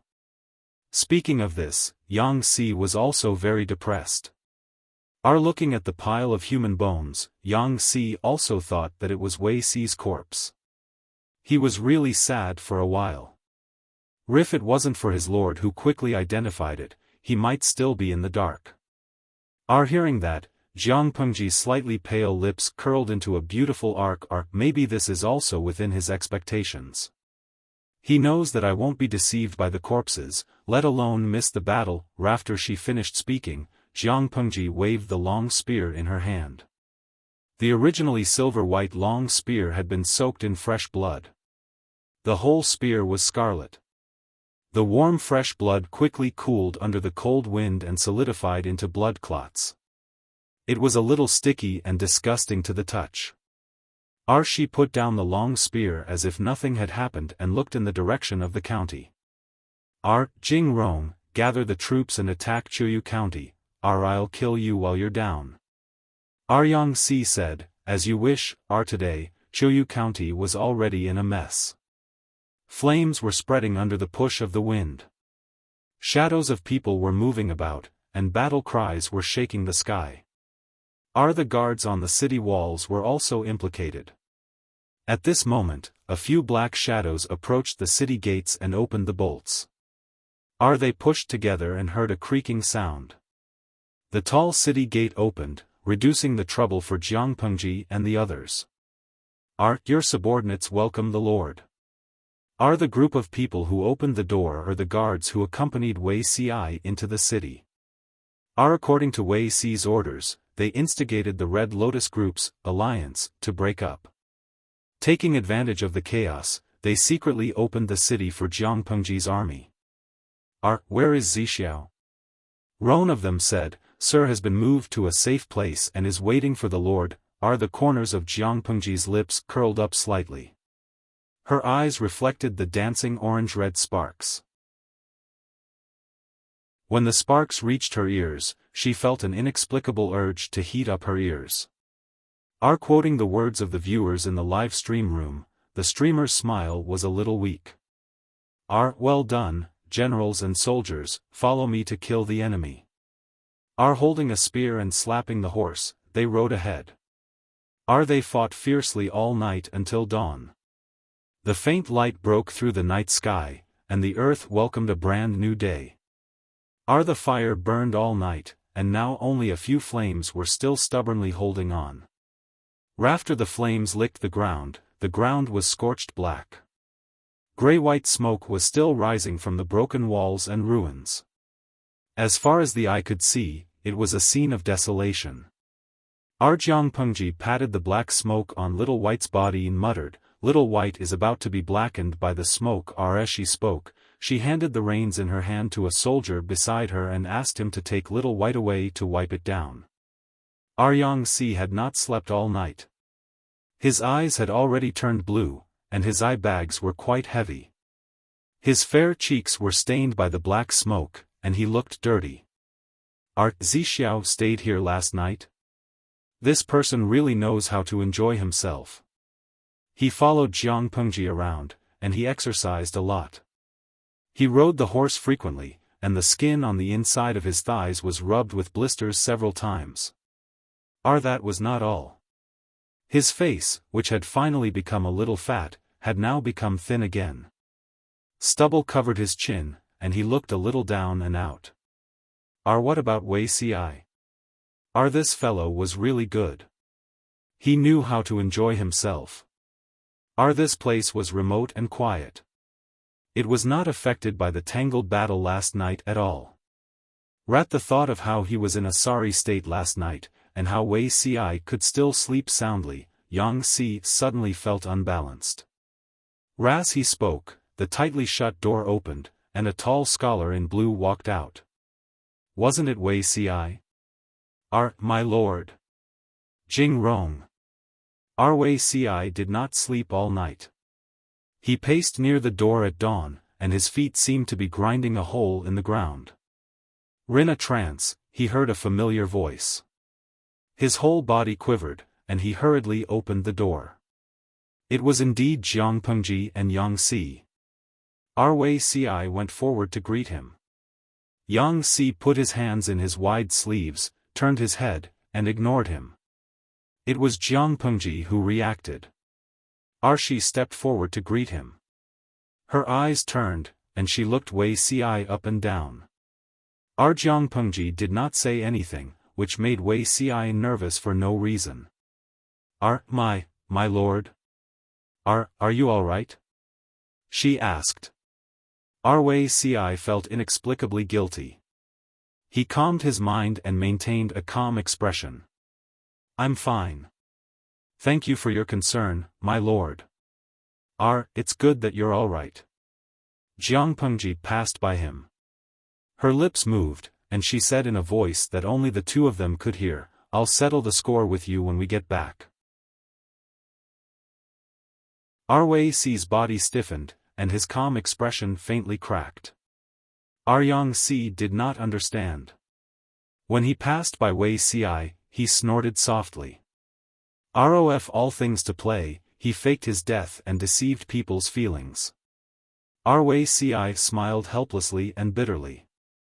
He believed that Jiang Pengji would guess his intentions and seize the opportunity to wipe out the Red Lotus Group in one fell swoop, take Chuyu County, and unify Wanzhou.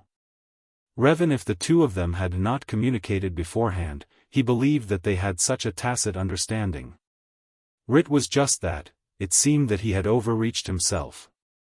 Yang Si was fine. It was not difficult to fool him. Wei Si believed that he could deceive this person. But his lord could not. She was too shrewd. His experience in his previous life had already told him this. Just thinking about the scene of facing her directly made Wei Si have a faint urge to break into a run.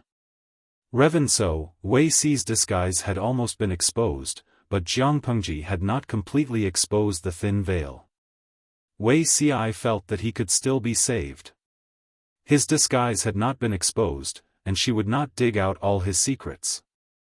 But after what happened last night, he felt guilty. If he had known this would happen, he would have sent someone to inform her in advance. Wei Si felt as if he was sitting on pins and needles. Jiang Pengji, on the other hand, sat firmly in the seat of honor. After a simple meeting, the thing that Wei Si was worried about did not happen. Seeing this, Wei Si secretly breathed a sigh of relief. Yang Si and Wei Si were responsible for the chores after the war. Soon, the two of them were occupied by the heavy work and had no time to think about other things. When counting the number of captives, Yang Si discovered something. Strange, where are the higher-ups of the Red Lotus Group? Did you instigate the second-in-command to defect? They had captured more than 40,000 captives. It could be said to be a great harvest, but they were all members of the Red Lotus Group. There were very few core members with a higher status. The desk in front of Wei Si was full of documents. His right hand, which was holding the pen, was stiff and sore. He simply switched to his left hand and continued writing. He lowered his eyes, and his thick and slender eyelids cast a little shadow. Wei Si said indifferently, I reckon that he was either burned to death or hacked to death. Anyway, he's dead. Yang Si was shocked. You fox, what did you do this time? Wei Si raised his lips and said, it's a waste of rations to keep him alive. How can he share the burden and relieve the lord of her burden? If we really recruit him, it will just be burying hidden dangers for our side.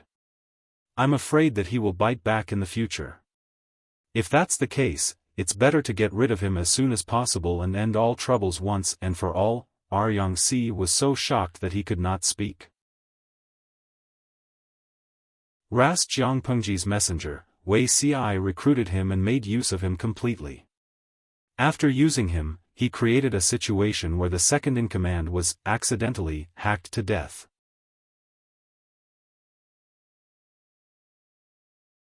Chapter 661. When it came to scheming, Wei Si was no match for Yang Si. After all, their styles were different. They both had hearts. The difference was that one was dirtier than the other. Yang Si was exasperated. All the crows in the world were black. Wei Si, the damned fox, was laughing at others for being black. Where was his shame? Wei Si and Yang Si were so busy with government affairs that their feet hardly touched the ground. Jiangpengji had to think of a way to settle more than 40,000 captives. Otherwise, as time went on, it would be easy for variables to arise. According to the previous plan, some of them would be sent to Fengyi County to be laborers, while the rest would be left behind. Fengyi County and Shangyang County lacked manpower. Qingda County, which had just been conquered, also lacked manpower. After conquering Qingda County, the matter of rescuing the emperor had to be scheduled. From top to bottom, everyone was as busy as a spinning top. Jiangpengji gave Wei Si a separate task. It was not heavy, but it was not easy either. I promised Shui that I would give him 10% of the wealth and manpower. Now it's time to fulfill my promise. The Red Lotus Group's wealth will take a few more days to count. As for the captives, Jiangpengji counted the number of captives they had captured. There were about 80,000 of them. Most of them were ordinary people. Wei Si wanted to select 8,000 troops for Shui. Do as you see fit. Wei Si cupped his hands in acknowledgement. On the afternoon of the fourth day after conquering Qiuyu County, Shui and a few of his sworn brothers walked out of their hiding place in the mountains. Our big brother, District Magistrate Lu, captured a lot of captives. He wants to give at least 7,000 to 8,000 of us. Is he really willing to do that? The group of brothers muttered, their hearts beating like drums. Ran Shui said calmly, he has to be willing even if he can't bear to. If Lu Shi wasn't this generous, he wouldn't have gone far. As soon as the group approached Qiuyu County, they were discovered by the patrolling guards. They identified themselves and Jiangpengji personally received them. Brother Lu, how have you been? Ran Shui and the others had stayed in the mountains for a few days and hadn't had time to clean up. They looked a little down and out. If not for their extraordinary auras, they would have thought they were beggars. Compared to the young and promising Jiangpengji, Shui's image was a little ugly. Ran Shui's sworn brothers did not make a sound. Only Shui spoke. I'm a straightforward person and I won't beat around the bush. I'm here today to make you fulfill your promise. Instead of feigning civility and probing each other, it would be better to go straight to the root of the problem and get straight to the point. Jiangpengji was not annoyed. Instead, she said, Brother, you came at the right time. I was just about to send someone to look for you. Thanks to Brother An's help, I was able to take down Qingda County so quickly and capture more than 81,000 remnants of the Red Lotus Group. As for the confiscated money, the account books are also here. Brother, please check them. According to our original agreement, I definitely won't mistreat Brother for 10 men and money. She knew very well that Shui alone had contributed 30% to her taking down Qingda County so quickly. Even if Shui didn't come to her door to collect the debt, Jiangpengji would send someone to receive him. Ran Shui held the thick stack of account books in his hands and was secretly speechless. This was probably the most extravagant account book he had ever seen.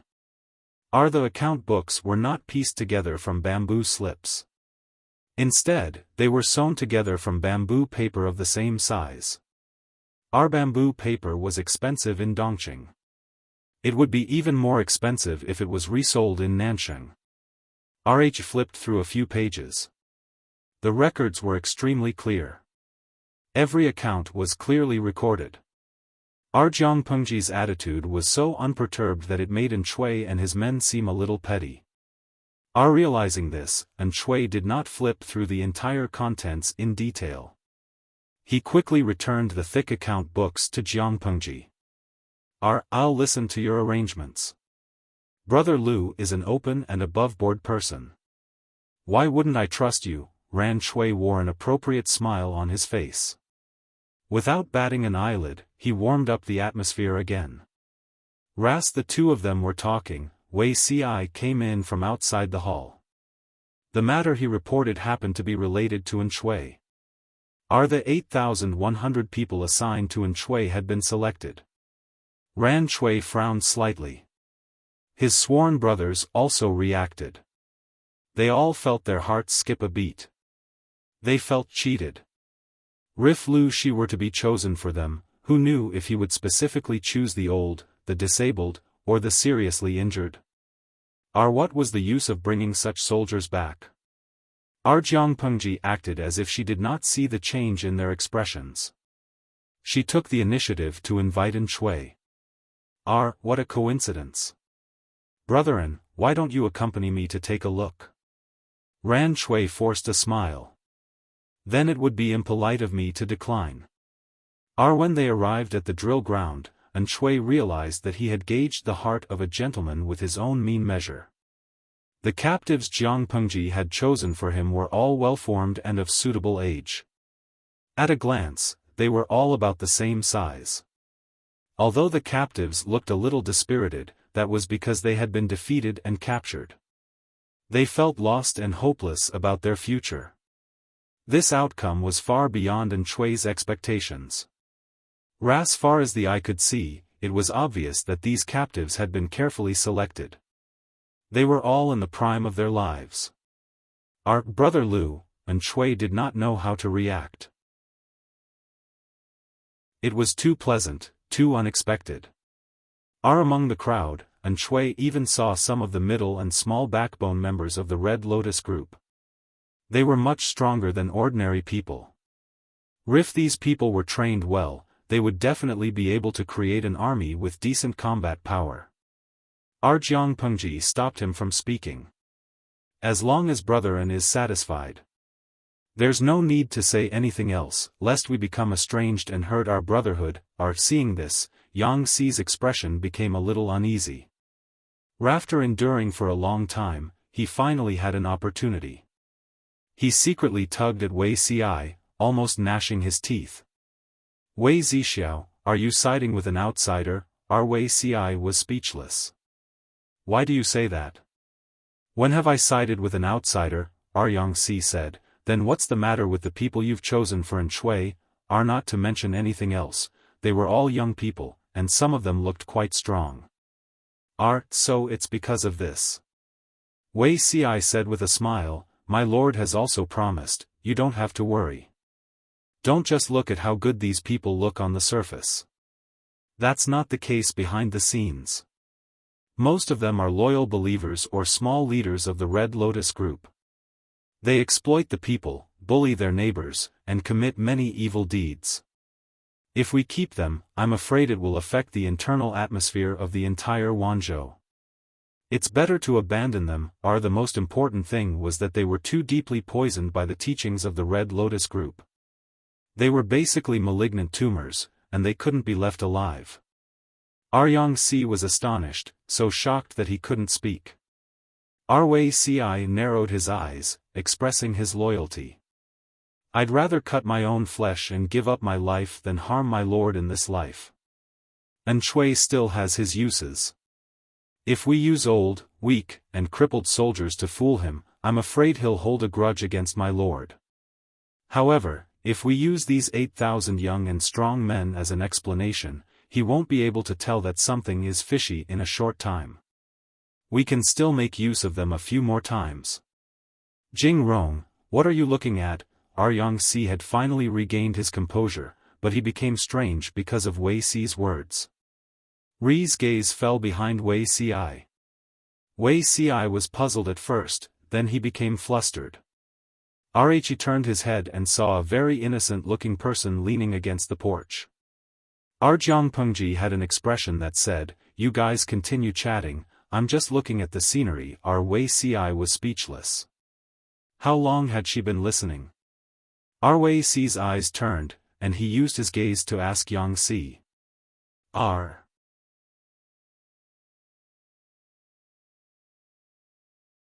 Chapter 662. Wei Xi received the hint from Yang Si.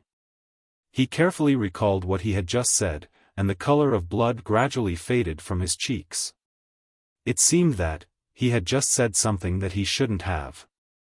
He tried to open his mouth to change the topic, but his lips moved for a while. He couldn't even say a word. It was as if a pair of invisible hands were pinching his throat, forcing him to swallow his next words. An indescribable feeling spread from his toes and rushed straight to his brain. Jiang Pengji crossed her arms in front of her chest and leaned against the pillar. Her gaze fell on Wei Xi with a bit of fierce scrutiny. Yang Si keenly sensed the change in the atmosphere and swallowed nervously. He felt that the atmosphere between the two of them was a little strange. Logically speaking, Wei Xi's expression of loyalty was accidentally heard by the Lord. As the Lord, shouldn't she be happy? Similarly, Wei Xi's expression of loyalty was heard by the person involved. Even if he wasn't shy, he couldn't be afraid, right? In the end, Yang Si felt that he seemed to have smelled something unusual. Jiang Pengji retracted her gaze and said to Wei Xi, I happened to pass by. You guys continue talking. With that, she simply turned around. At that moment, Wei Xi realized that Jiang Pengji was wearing straw sandals instead of wooden clogs. No wonder she walked like she was floating and didn't make any sound. It wasn't until Jiang Pengji's figure disappeared from his field of vision that Wei Xi slumped his shoulders in a deflated manner. His eyebrows were slightly furrowed. He said to Yang Si weakly, "Lend me a hand." Yang Si wanted Wei Xi to fall, but he held back in the end. What's wrong with you and the Lord? Yang Si was conflicted for a while. His eyebrows knitted together. I think you and the Lord are a little strange. To say it was strange was a euphemistic way of saying it. To put it bluntly, did the two of them have an affair in private? There was a cat scratching his heart, making it itch. Wei Xi rubbed his eyebrows with a headache and glanced at him. What's strange? Yang Si pinched his chin and glanced at Wei Xi from time to time. Could it be that my previous guess was correct? Do you really have some unspeakable dirty thoughts about your Lord? Or does the Lord have the same kind of feelings for you? Although men are popular nowadays and people don't have much resistance to this kind of thing, you're 6 years apart and you're both monarchs and ministers. This matter is not easy to deal with. As he spoke, Yang Si rubbed his hands. Wei Xi was already fuming with anger, yet Yang Si was still coming up with lousy ideas. Otherwise, Zixiao, you should find someone to marry. If he was worried about his fate, he could take a concubine. At least he would have a woman by his side. The balance of yin and yang was the right way to go. You could have taken the water route, but you chose to take the land route. Although you are older than the Lord, there is a difference in seniority. You can't just suppress the senior. This is disrespectful. If you really want to force it, won't you make me painful? Yang Si was halfway through his sentence when Wei Xi rewarded him with an elbow strike that was neither light nor heavy. Yang Si was caught off guard and his expression was twisted. Shameless sneak attack. Wei Xi chuckled and raised his brows. Take a stroll in the martial arts arena? What water or land routes? This guy really didn't know how to restrain himself when he started talking dirty. He knew even more than that wastrel Fengzhen. Although Yang Si was still alone in his 20s, his private life was quite rich. Yang Si sucked in a breath of cold air and grimaced. Fine, I'll leave then. I tried to advise you out of goodwill, but not only do you not know how to be grateful, you even made a false accusation. He had to teach Wei Xi a lesson today.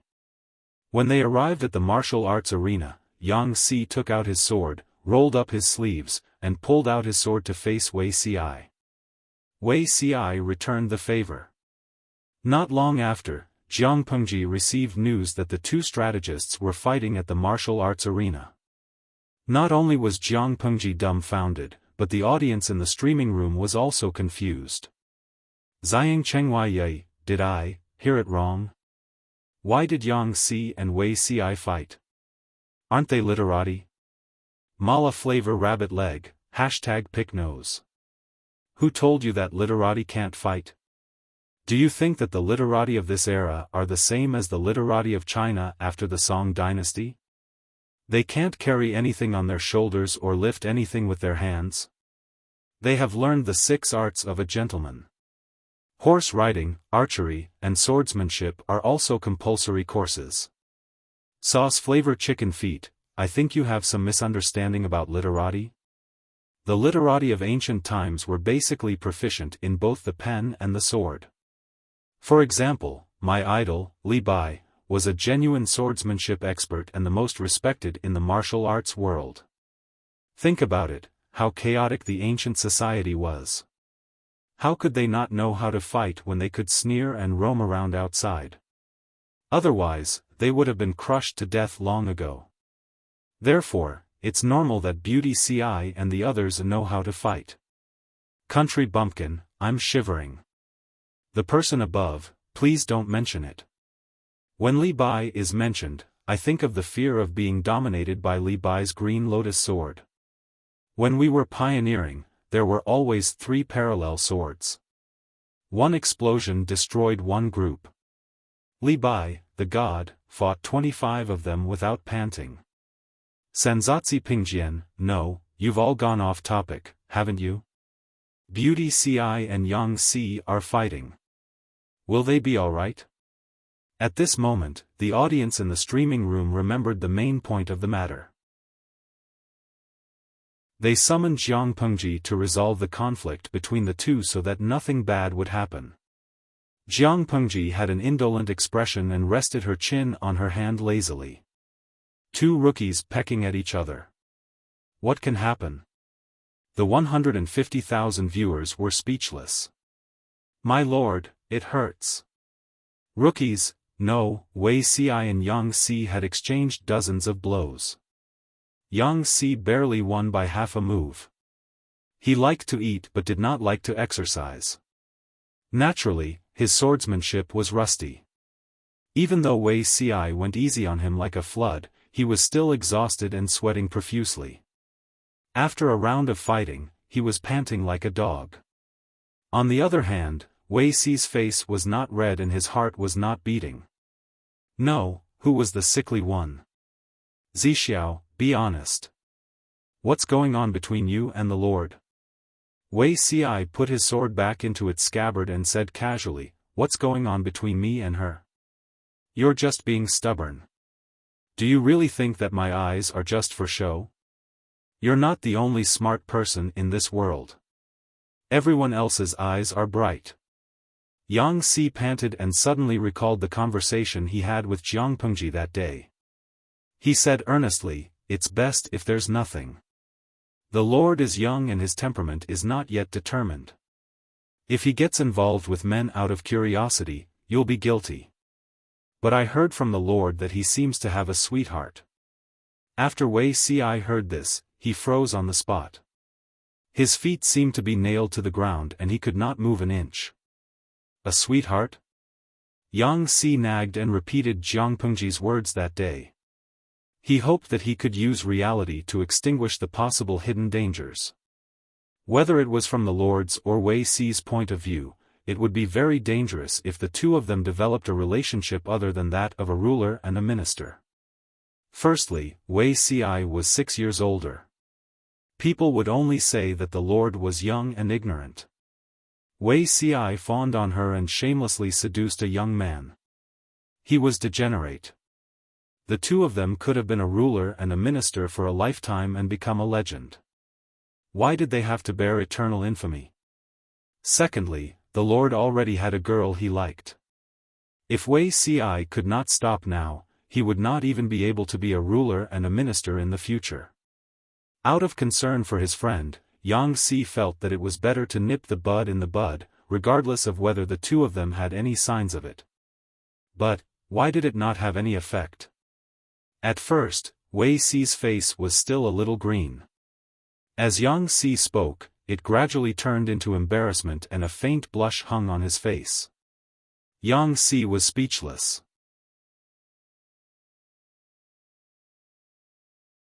Chapter 663. There was nothing wrong with it. Wei Si coughed lightly, and his expression returned to calmness. Only his ears were bloodshot, so red that tiny blood vessels could be seen. Of course, he could tell who the sweetheart Jiang Pengji was talking about was. Facing the ignorant Yang Si, he felt an inexplicable sense of shame. However, Yang Si's words just now were not without reason. The Lord was still young. She was in her teens and in her prime. What about Wei Zixiao? How could he be only 6 years older than her? I still have some matters to attend to.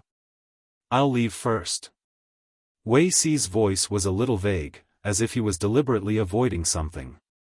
Yang Si would not let him leave so easily. Changing the topic was useless against him. You haven't explained yet? You want to send me away just like that? Yang Si sat on the folding stool and calmed his breathing. Seeing that Wei Si was about to leave, he hurriedly grabbed his sleeve. His expression became serious, and he said earnestly, Zixiao. Be rational. Don't do anything stupid. Wei Si smiled. It was like the sunlight that melted away ice and snow. It was neither glaring nor warm, and the temperature was just right. I know what I'm doing. She'll understand when she's older. In another 5 or 6 years, he would be 27 or 28 years old. He would be about to enter middle age. She would eventually lose interest. Yang Si naturally would not pester him when he heard him say that. It was fine as long as Wei Si knew what he was doing. Heaving a long sigh of relief, Yang Si sat on the folding stool. He stretched out his legs and hung them down without a care for his image. He hummed a strange tune. While he was feeling pleased, he was caught off guard. His lord's voice came from behind him. Where's Zixiao?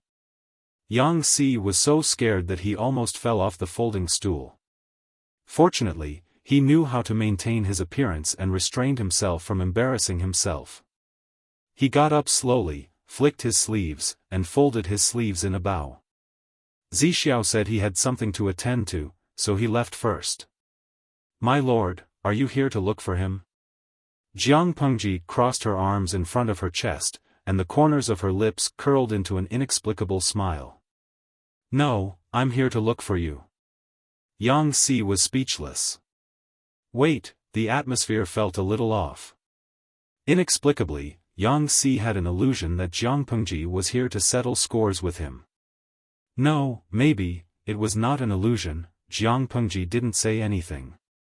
She just stared at Yang Si with a faint smile, making the latter's hair stand on end.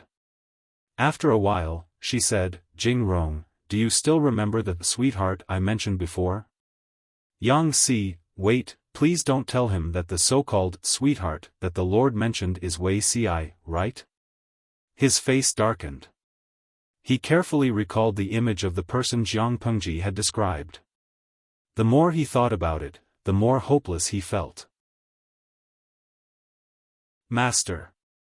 You and Zixiao. Yang Si paused for a moment, not knowing how to persuade him. He was also a person who had been in the prime of his youth, so he knew the temperament of young people. They loved to be stubborn with others. The more the outside world tried to stop them, the more it stimulated their competitiveness. To the Lord, perhaps she liked Wei Si because she was attracted to his looks. She only felt that he was good-looking. At most, it was 80% curiosity and 20% fondness. Once there was a strong external force obstructing them, it would trigger the Lord's stubborn temper. Even a 20% liking would turn into a 100% liking. After all, you're both men. Have you thought about how the two of you will carry on the family line in the future? Yang Si spoke weakly.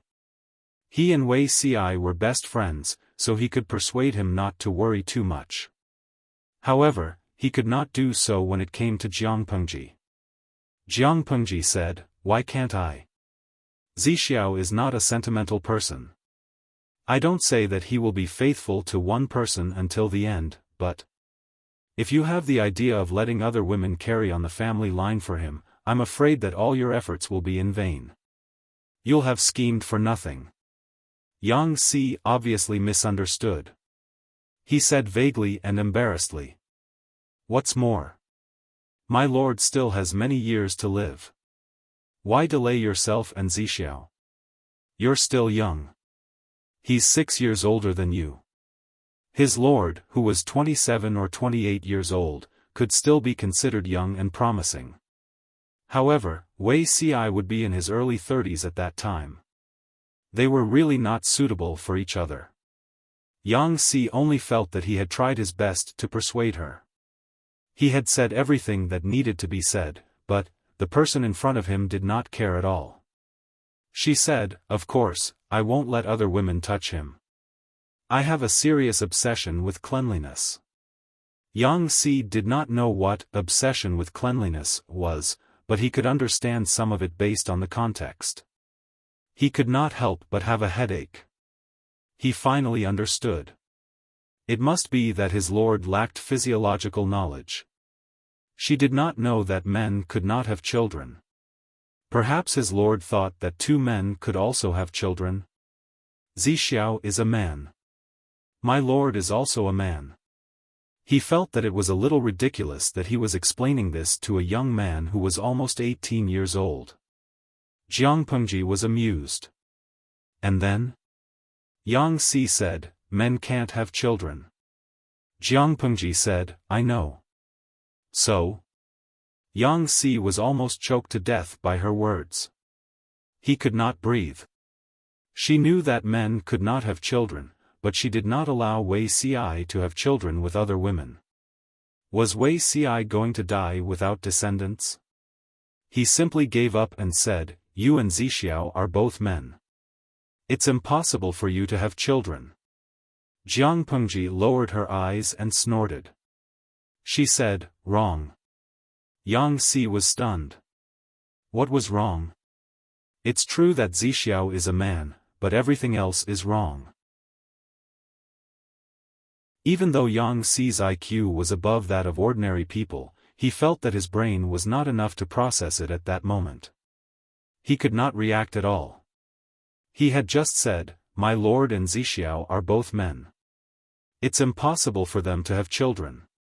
But his lord had said, "It's true that Zixiao is a man.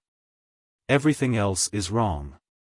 In other words, "My lord is a man" was wrong. "It's impossible for them to have children" was also wrong. He was terrified to think about it carefully. Yang Si's expression changed again and again. His mind was in a mess.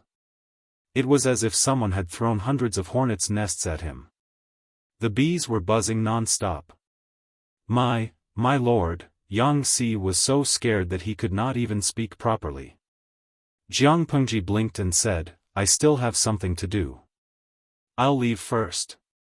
After she finished speaking, she left Yang Si, who was stunned by the bombardment, and waved her sleeves without taking away a single cloud. The audience in the live stream watched the whole process. They were basically divided into 2 factions. One was worried that the streamer's gender would be exposed, while the other was worried that Yang Si would be scared silly. Huang Xiaotian, a man of few words, "This is bad. If Yang Si knows the streamer's gender, will he run away?" Wen Kura and Han Wenqing, not considering the power of the streamer's father, the streamer herself can be considered the lord of a prefecture. She has tens of thousands of soldiers in her hands. Yang Si is a scholar. How can he run? Run away with his head? The streamer is black-hearted and ruthless.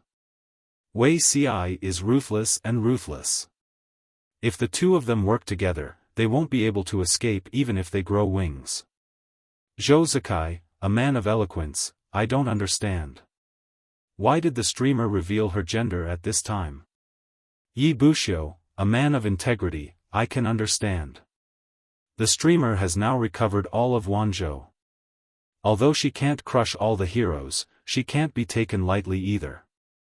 It's wise to reveal her true identity at this time. Before she is officially exposed, she can let the people around her be prepared. Obviously, through the previous test, Yang Si could accept the setting that Jiang Pengji was a woman. As long as he could stabilize the few scholars under him, the rest would be easy to handle.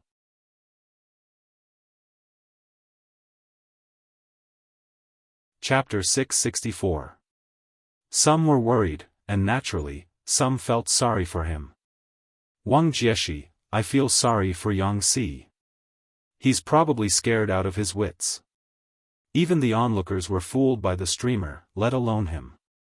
Clever and skillful Yu Wanzhou, actually, I'm thinking. Perhaps Yang Si was frightened not because the streamer is a woman, but because, such a burly, heroic, valiant, and battle-savvy lord is actually a woman. Can you imagine the King Kong Barbie version of Neza? Lo Ciji Lianmeng, previous poster, all of you are toxic. Ha ha ha, speaking of which, the streamer is almost 18. How's her cleavage? There's also her monthly menstruation. It seems that she hasn't mentioned it even though I've been following the updates for so long. Gui Kai Guo Fengxiu, speaking of this, I suddenly remembered something that the little angel Li Hanmei said. It can be said to be a classic saying, such a stalwart man as the Lord disguised as a woman hasn't had a good look yet. Don't you think it's funny? Jiang Pengji glanced at the live stream and secretly rolled her eyes. Streamer V, prepare early. I plan to officially confess my identity at this alliance meeting to rescue the Emperor. I'll beat up whoever dares to make noise. It's a little exciting to think about being appointed as the governor of Wanzhou as a woman. On the other side, Yang Si was already scared out of his wits. Just as the audience in the live stream complained, he didn't know whether the Lord is actually a woman or such a Lord is actually a woman was scarier. He hurriedly looked for Wei Ci. He stammered, and only asked after a long while. My lord, my lord. Yang Si stammered for a while. Wei Ci was at a loss and wished he could say it for him. Wei Ci held the brush with both hands and wrote well. He asked, what's wrong with the Lord? He handled official affairs quickly. She did two things at once and did not interfere with each other. Yang Si quietly made a circle with his hands in front of his chest. His posture looked extremely wretched. A woman? Wei Ci's hand paused and he nodded. Yang Si's face darkened. He wished he could grab Wei Ci's collar and ask, when did you know? I knew it from the beginning. Wei Ci asked him calmly, you couldn't tell? Yang Si was so angry that he wanted to laugh. He felt that everything he had experienced today was absurd. It was a nightmare. Master. How can I tell from her appearance? Yang Si felt depressed. If he was blind, then wouldn't everyone in the world be blind? During the Battle of Chengde County, I was in the vanguard with the Lord. Where did she have any trace of being a woman? Charging more fiercely than anyone else, killing more ruthlessly than anyone else, using more strength than anyone else, and acting more arrogantly than anyone else. Was this how a noble lady of an aristocratic family behaved? Wei Ci's gaze flickered and he said, who told you that women can't fight bravely and well? Yang Si choked on his words and almost couldn't catch his breath. You knew from the start that she was a woman, yet you still pledged loyalty to her. Are you crazy? At this point, Yang Si felt as if his heart had been shot by another arrow, because he had once joked with Jiang Pengji that he looked forward to the ascension of the throne when she gave birth to the emperor concubine. Damn, he had such a cheap mouth. Wei Ci didn't care at all. His thick and slender eyelids drooped slightly. He said calmly, she led the troops to take down Xiangyang district. She conquered Chenggan district, Maolin district, and Jiaoping district in 3 battles. She took down Shangyang County from the Feng family and took down Chengde County in half a month. In a year and a half, she has become the de facto lord of Wanzhou. She has tens of thousands of soldiers in her hands. She has the right to compete for the divine tripod of Jiuzhou. You know my aspiration. I only hope that the world will be unified and the rivers will be clean and the seas will be peaceful. As long as I can achieve my aspiration, what difference does it make to me if the Lord is a man or a woman? Yang Si was speechless and couldn't answer. After a while, he asked in a low voice, "Who else knows about the Lord's gender?" "Only Ci, you, and Huayu. The others don't know." Wei Ci stopped writing and spread out the bamboo slip that he had written. He dried the ink and said, "But even if the others know, they probably won't have much of a reaction. Feng Zisher has a prodigal character. He's unrestrained and does whatever he wants. He sees the secular world as dirt. Qiguan Wenjing, even if he doesn't know the truth, I'm afraid he's aware of it. As for Su Xiaoyu, he has an extraordinary friendship with the Lord. He's loyal and has accompanied the Lord since she was born. How could he have a change of heart?" Yang Si was surprised. Feng Huayu actually knows? He had been worried about Feng Jin just now. After all, based on Feng Jin's upbringing, this person was the most unlikely to accept the current situation. What happened in the end? He was someone in the know. Wei Ci said very calmly, "Yes, he knows." Ci listened to Huayu's idle talk. His family's Chongsheng was born during the earthquake. Shangjing was destroyed. 9 out of 10 houses collapsed, and there were countless casualties. Huayu's eldest daughter, Chongsheng, was personally delivered by the Lord. Do you think he wouldn't know? Yang Si was speechless. He felt that his worldview had suffered a devastating blow. After calming down, Yang Si suddenly remembered something. The Lord has hidden it from the world for so many years. Why did she suddenly tell me? Wei Ci said, "You still don't know? The power of the governor of Wanzhou isn't big, but it's not small either. It's just the right time to expose her identity. Let me tell you, I'm just testing the waters and testing the bottom line of acceptance. Just wait, before the rescue mission is over, the Lord will definitely reveal her identity." Yang Si rubbed his eyebrows. There was too much information. He needed time to calm down.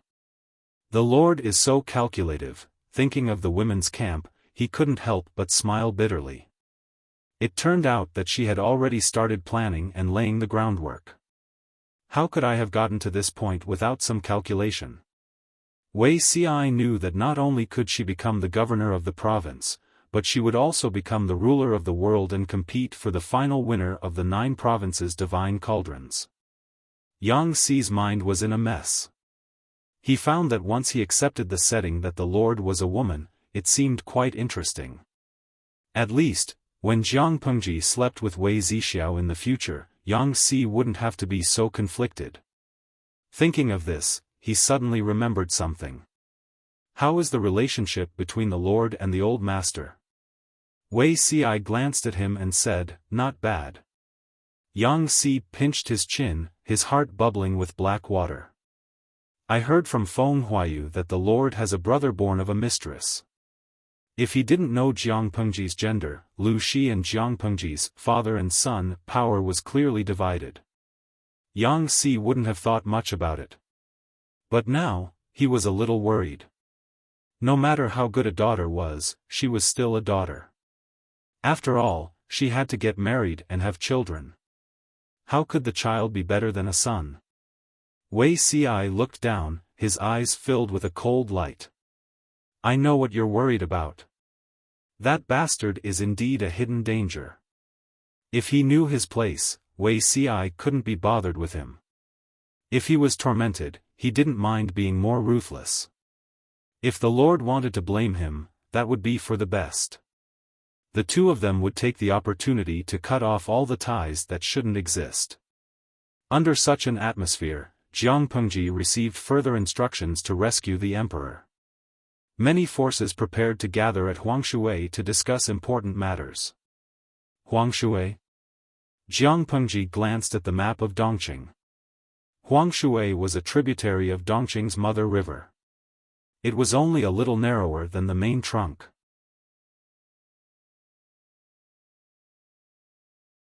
Chapter 665. After conquering Qingde County, Jiang Pengji did not immediately set off to rescue the emperor. Instead, she spent half a month stabilizing her power. She generously gave the 8,000 captives and 10% of the money to Shui, making him feel a little embarrassed. Shui was a man with many tricks up his sleeves. He emphasized kindness and authority, and he was clear about rewards and punishments. He handled the 8,000 captives well. He stayed in Qingde County for 2 days, then left with his men and money, heading for Huangshui. Jiang Pengji was so busy that she had no time to think about her personal feelings. Wei Ci, on the other hand, heaved a long sigh of relief. The biggest gain from attacking Qingde County this time was not gathering the territory of Wanzhou, but taking over the manpower of the Red Lotus Group.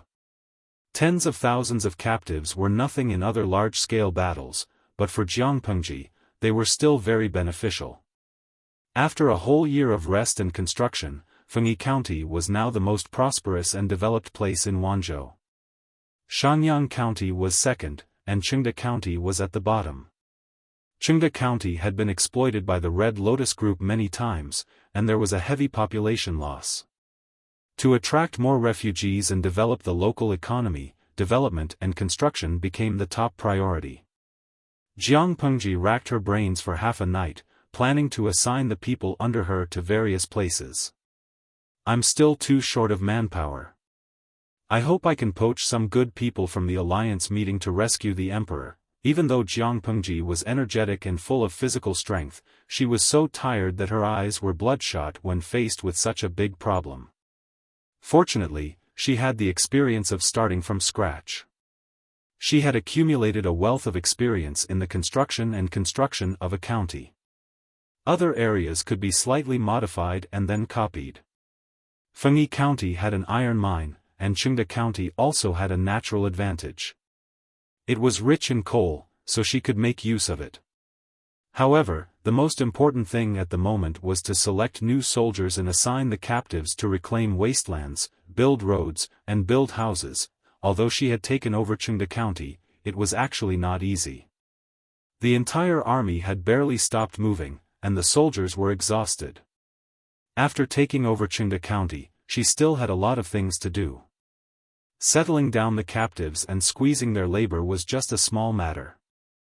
Jiang Pengji had more troublesome matters to deal with, such as the aftermath of the soldiers who died in battle, the compensation for their families, and the arrangements for the injured and disabled soldiers. It would be spring in a month or 2.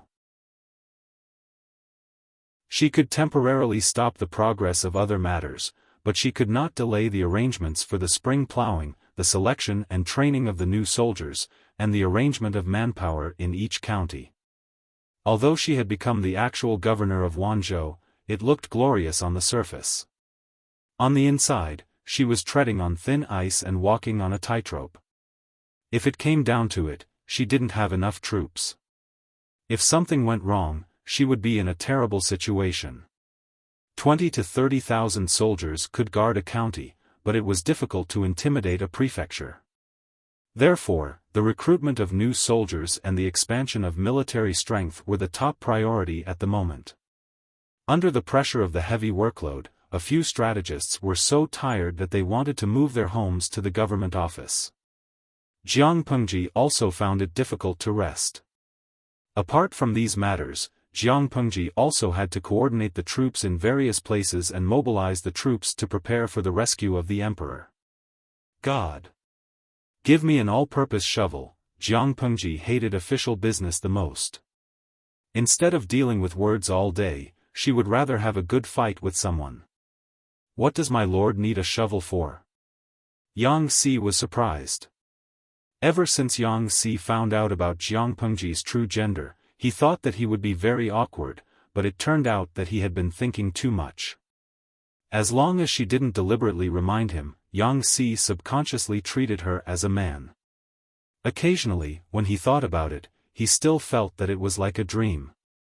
Such a valiant and brave lord who fought against 100 men alone, charged and broke through enemy lines, attacked cities and conquered lands. How could the omnipotent lord be a girl? Every time he had such doubts, he couldn't help but glance at Jiang Pengji's chest. It clearly didn't have the slightest curve. He looked at her face again. Her facial features were regular, and there was a heroic spirit in her eyes and brows. Indeed, she didn't have the masculinity that a man should have. However, nowadays, men like to wear flowers and powder in their hair and wear red and green. Based on such standards, Jiang Pengji could already be considered a man. So, this girl was fake, right? Jiang Pengji said, using a shovel to poach someone, Jing Rong. Don't you think that we are too short of people? This doesn't make sense. No matter what, your lord is sitting on a prefecture. Not to mention how I can make a name for myself, but I'm not as good as the top, but I'm better than the bottom. Why is there no talent to seek refuge with? She didn't expect the people to seek refuge with to be top-notch strategists, but there should be third-rate talents, right? What was the result? The number of talents that others yearned for was in the double digits, but there wasn't a single mid-level talent. Yang Si didn't know what science was, but he could still understand it in the context. He said, "My lord, have you forgotten that the old master hasn't retired yet?" Jiang Pengji didn't speak. Lu Shi was the magistrate of Chongzhou. He was in the prime of his life. In the words of the audience in the streaming room, he had a car, a house, a successful career, and a mature, steady, and doting personality. He was definitely a wealthy husband. Jiang Pengji was indeed young and promising. She had great potential, but how could she be more attractive than a ready-made successful person like Lu Shi? If they really wanted to seek refuge with the Lu family, Lu Shi would be their first choice to seek refuge with. Yang Si thought that he had given her a blow and eased his tone. "My lord, don't be anxious. This matter needs to be discussed at length." Compared to talent, Yang Si was more afraid of a lack of time. If they were given enough buffer time and development time, with Wei Si's connections and the talents they nurtured themselves, would they be afraid of a shortage of people? Jiang Pengji nodded, her brows slightly furrowed. That's true. Haste makes waste. She had plenty of time to slowly build up. The situation in the world was getting more and more severe. Only by laying a solid foundation could one remain invincible. After Jiang Pengji discussed with everyone, she planned to set off for the rescue of the emperor in half a month. During this period, she would go to various places in Wanzhou and be so busy that her feet wouldn't rest. At that moment, an unexpected visitor was slowly entering the territory of Wanzhou, approaching Xiangyang district. "Father, I just heard that the war in Chengde County has ended. Lu Shi is really amazing. It's only been half a month." A young man in his early 20s bent over and entered the carriage. His face was filled with surprise and admiration. "If I knew it would be so soon, I wouldn't have changed my route." Their whole family had taken refuge. As soon as they arrived at the border of Wanzhou, they heard that there was a war in Chengde County. The two sides were locked in a fierce battle. To prevent accidental injuries, their family had to change their route and take a detour. They were only half a day's journey from Xiangyang district, but the war had actually ended. A middle-aged man sat upright in the carriage. He looked to be about 37 or 38 years old. The woman beside him had taken good care of herself. At a glance, one could tell that she usually lived like a prince. She didn't do any chores. She looked much younger than her actual age. She seemed to be in her early 30s. The woman had an excellent bearing. She was reserved and elegant. Seeing that the young man's head and shoulders were stained with snow, she couldn't help but raise her hand to brush them off with a handkerchief. The middle-aged man stroked his beard and chuckled. "Huh, a son should be like this. Lu Zhongqing is so blessed."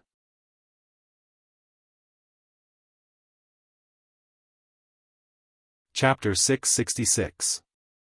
Take it. Don't freeze. While the father and son were talking, the woman handed the hot water to her son. "Thank you, mother." The woman smiled kindly. The atmosphere of the family was harmonious. The young man touched the hot water. His cold palms were coaxed into warmth. He thought of something and said with a smile, "Fortunately, Lu Shi provided enough bamboo paper. Otherwise, I wouldn't be able to take those treasures with me." "I could only leave them behind," the middle-aged man said. "Even if I leave you behind, I won't leave behind the treasures of the rest of my life." The young man was speechless. What a father! Thinking of the suffering he had endured these days, the young man was also depressed.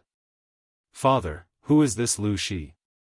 The young man held the hot water in one hand and rested his chin on the other, puzzled. "Lu Shi is just a district magistrate, but now he has taken over the whole of Wanzhou. It's obvious that he's ambitious. What's the difference between him and Huang Song? Fifth granduncle is on Huang Song's side. Is Lu Shi more reliable than Huang Song? He came all the way to Xiangyang district. It's so cold." The middle-aged man raised his eyebrows and frowned. How can it be the same? The young man heard this and subconsciously tensed up, afraid that his father would reprimand him. In front of outsiders, the middle-aged man was a man of few words, but in front of his family, he was not stingy with his words. You only see Lu Shi and forget that he has another identity, Lu Shi's son. Lu Shi only has Wanzhou, but Lu Shi has Chongzhou and Hu County. How can we underestimate this father and son pair? The middle-aged man looked down and stroked his beard. Huang Song is indeed good, but I don't like his temperament. Moreover, Lu Shi has saved my life. Who else should I choose but him? The middle-aged man was Cheng Cheng. That year, he rushed to Shangjing with his wife. On the way, they were chased by strange enemies and almost lost their lives. Coincidentally, Jiang Pengji was nearby. She conveniently rescued the couple, and the two families formed a good relationship. Cheng Cheng brought his wife and child to Xiangyang district to seek shelter with Jiang Pengji. He was originally the district magistrate of Sui and County in Fufeng County of Haozhou. Because he hated the intrigue in the officialdom, he was not promoted. Not long ago, he encountered a troublesome matter. Cheng Cheng had an uncle who was even younger than him, Cheng Jing. His courtesy name was Yumo, and he was also the fifth great-uncle that the young man mentioned. Cheng Jing was loyal to Huang Song, and Huang Song tried to use Suiyan County as a springboard to encroach on the entire Fufeng County. If that was the case, he didn't mind. As long as the people under his rule weren't harmed, he could resign, retire, and hand over Suiyan County. After all, with the current situation, he, a mere county magistrate, could not protect this territory. However, after a few attempts, Cheng Cheng realized that it was impossible to fire him and leave. Once Huang Song conquered Fufeng County, he would force his way in. How could that do? Cheng Cheng received the secret letter from his uncle, Cheng Jing. After pondering for a long time, he decisively packed up his belongings and prepared to flee with his family. Cheng Cheng handed over Suiyan County to Huang Song for the sake of his uncle, Cheng Jing, hoping that he would treat the people well. Cheng Cheng had never thought of returning to the Langyacheng clan because Langya County was also an important place for military strategists. Now that the world was in chaos, that place was even more unsafe. After much thought, Cheng Cheng set his sights on the largest force in the north, the Lu family. He immediately decided to seek refuge with Lu Shi. Firstly, he and Lu Shi had been friends through letters for several years. They were gentlemen's acquaintances, and he trusted the Lu family. Secondly, Dongqing was fragmented internally, and various forces were rising. The Lu family kept a low profile, and their overall strength was the strongest. Seeking refuge with the Lu family gave him a sense of security. Thirdly, Lu Shi had saved the couple's lives. Based on the principle of not leaving fertile water to outsiders, of course, he would prioritize the Lu family. Why didn't he seek refuge with Lu Shi? Lu Shi and Lu Shi were father and son. It didn't matter who they sought refuge with. Of course, they would choose the closest one. The young man listened to Cheng Cheng's words and muttered, "I thought that the person favored by the fifth uncle would definitely not be bad." Thinking of Cheng Jing, Cheng Cheng frowned. To be honest, he still had a grudge against Huang Song's birth as a eunuch. He really couldn't understand why Cheng Jing would choose such a lord. Not long after, Xiangyang district was within reach. Cheng Cheng's convoy consisted of dozens of carriages. It looked mighty and powerful.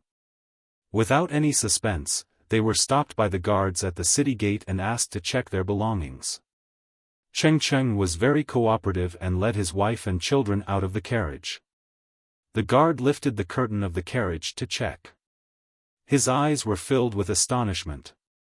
The carriage was filled with bamboo slips and books bound with bamboo paper. It was stuffed to the brim. No wonder the horses had such a hard time pulling the carriage. It was so heavy. The guard was not blind. Those who could afford to read were mostly from well-to-do families. Those who had so many books were definitely from noble families. Cheng Cheng reported his family name. When the guard heard it, he didn't dare to delay and quickly sent someone to inform the big shots in the government office. The other party claims to be from the Cheng family of Langia. His name is Cheng Cheng.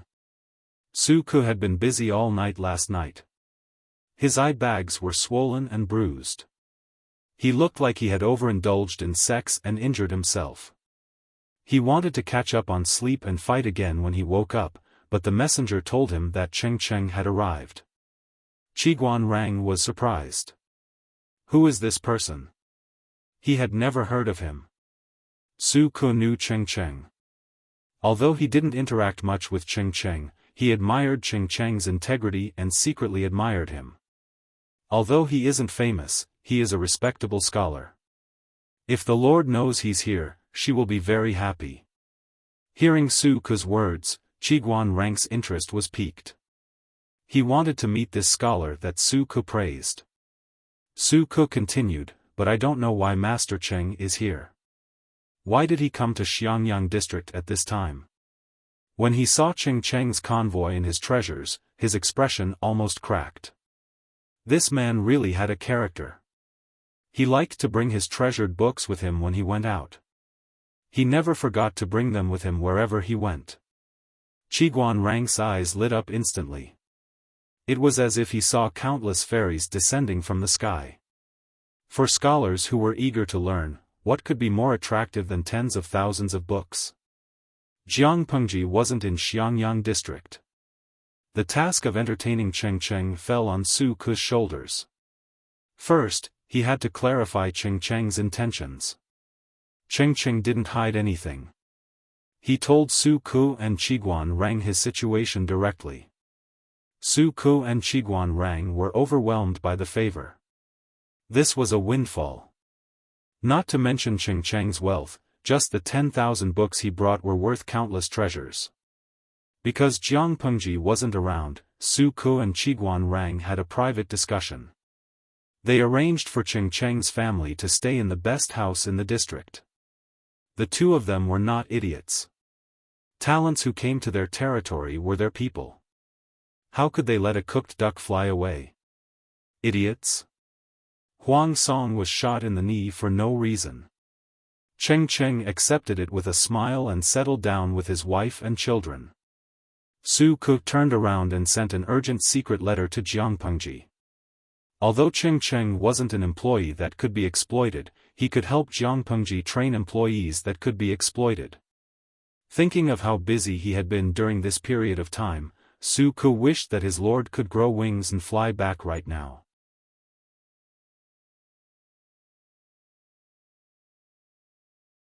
Chapter 667. Knowing that the cooked duck. No, Cheng Cheng had brought his family to Xiangyang district. Jiang Pengji still felt like she was in a dream. She looked at the messenger dumbfoundedly, then looked at the secret letter in her hand. It was an important letter that Su Ku had sent urgently. Who did you say came?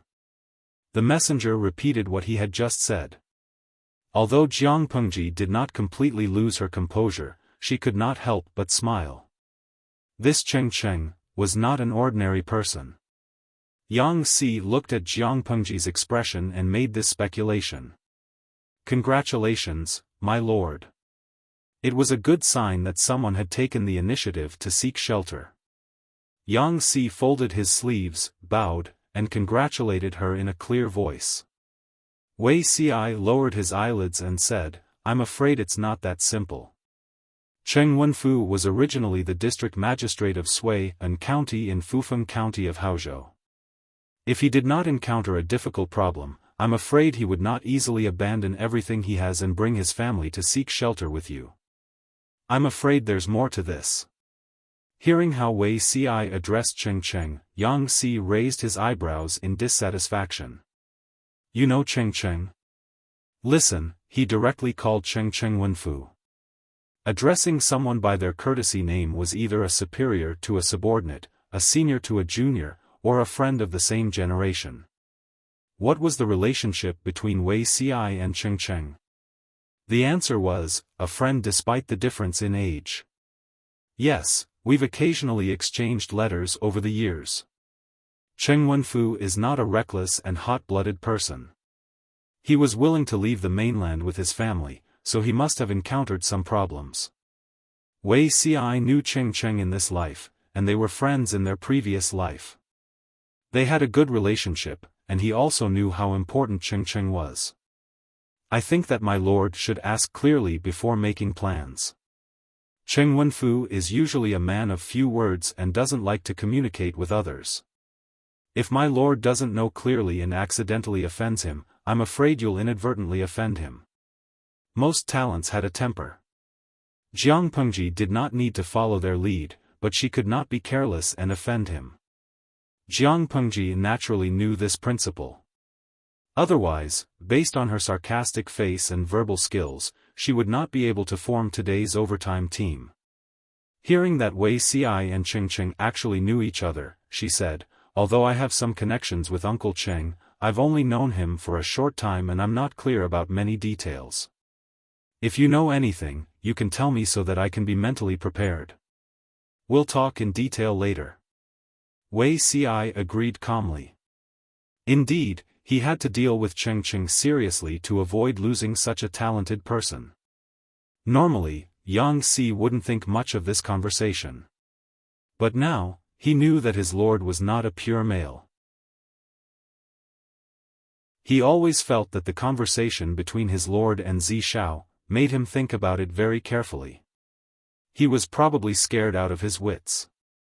When he looked at his lord now, he constantly felt that she wanted to sleep with Wei Ci.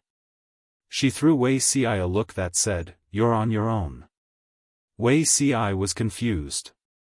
Yang Si still had an "I didn't hear anything" expression on his face, ignoring everything around him. Recently, he had nothing to do.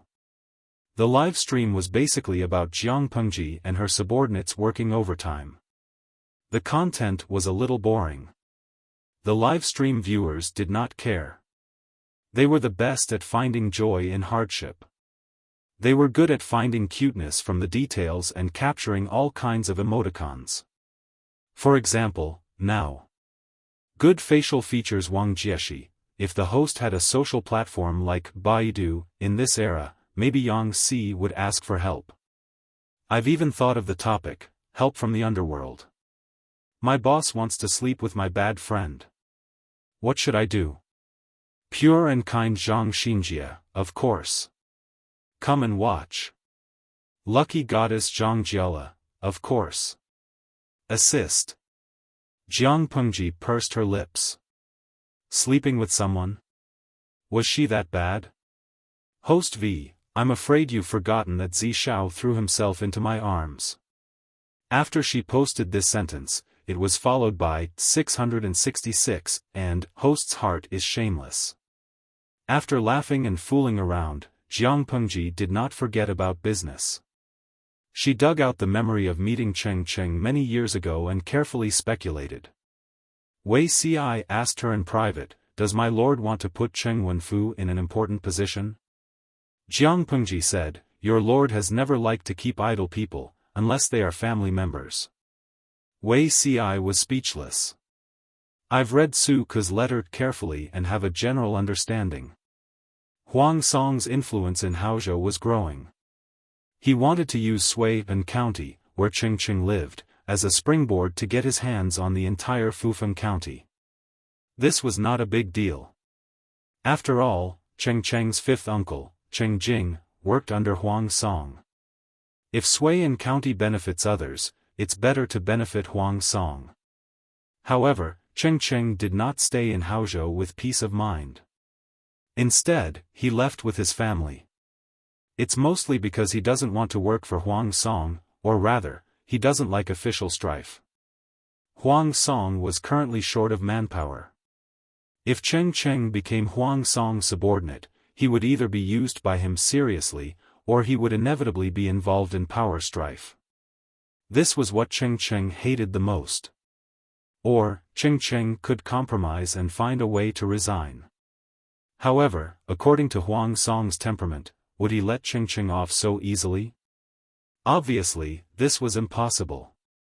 Even if he agreed to Cheng Cheng's resignation, he would probably find a way to restrict the personal freedom of Cheng Cheng's family and restrict them from working for others.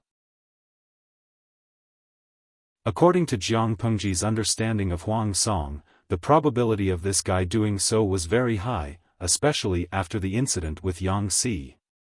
Wei Ci said, "Then, my lord means," through Jiang Pengji's words, Wei Ci knew that she would not force Cheng Cheng, but if she did not force him, wouldn't it be a waste of manpower? Jiang Pengji snorted and secretly laughed at Huang Song's bad luck. It was fine to miss out on Yang Si, but now even Cheng Cheng, who was comparable to a mountain of gold and silver, had been missed. She said, "Let Cheng Cheng do whatever he likes. It's not like he's neglecting his proper duties." Wei Ci was surprised. Her tone did not sound like a junior talking to an elder. Instead, she spoiled Cheng Cheng like a junior. But then again, he was an old child. Shouldn't he be spoiled? Even though Cheng Cheng was not that old yet. Jiang Pengji's eyes seemed to have a myriad of stars. Mr. Cheng has a collection of tens of thousands of books at home. Most of them are precious stocks. Back then, I was immature and used bamboo paper as a fee to polish my brush. I begged him to make a copy of the book for me. Mr. Cheng did not fuss over it. Instead, he did what he said. Now that I think about it, I feel rather ashamed. I think that Mr. Cheng must be an extremely noble scholar. He once said that he did everything possible to collect these unique books just so that future generations could also see the glory of their predecessors. It was not for selfishness or for profit. Since this is the case, why not fulfill Mr. Cheng's wish? Wei Ci did not speak. Through this conversation, he knew that Jiang Pengji would not wrong Cheng Cheng. Instead, she would make Cheng Cheng continue to sacrifice his life for her. Wasn't it like this in her previous life?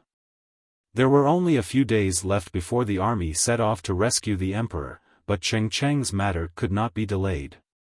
What if he felt that Jiang Pengji had neglected him and ran away with his family? Therefore, Jiang Pengji rode on Little White that day and rushed to Xiangyang district overnight. The journey was dusty. Even Little White, a peerless horse that could travel thousands of miles a day, was exhausted in the end. She instructed the horsekeeper, "Prepare the best food for Little White and serve him well."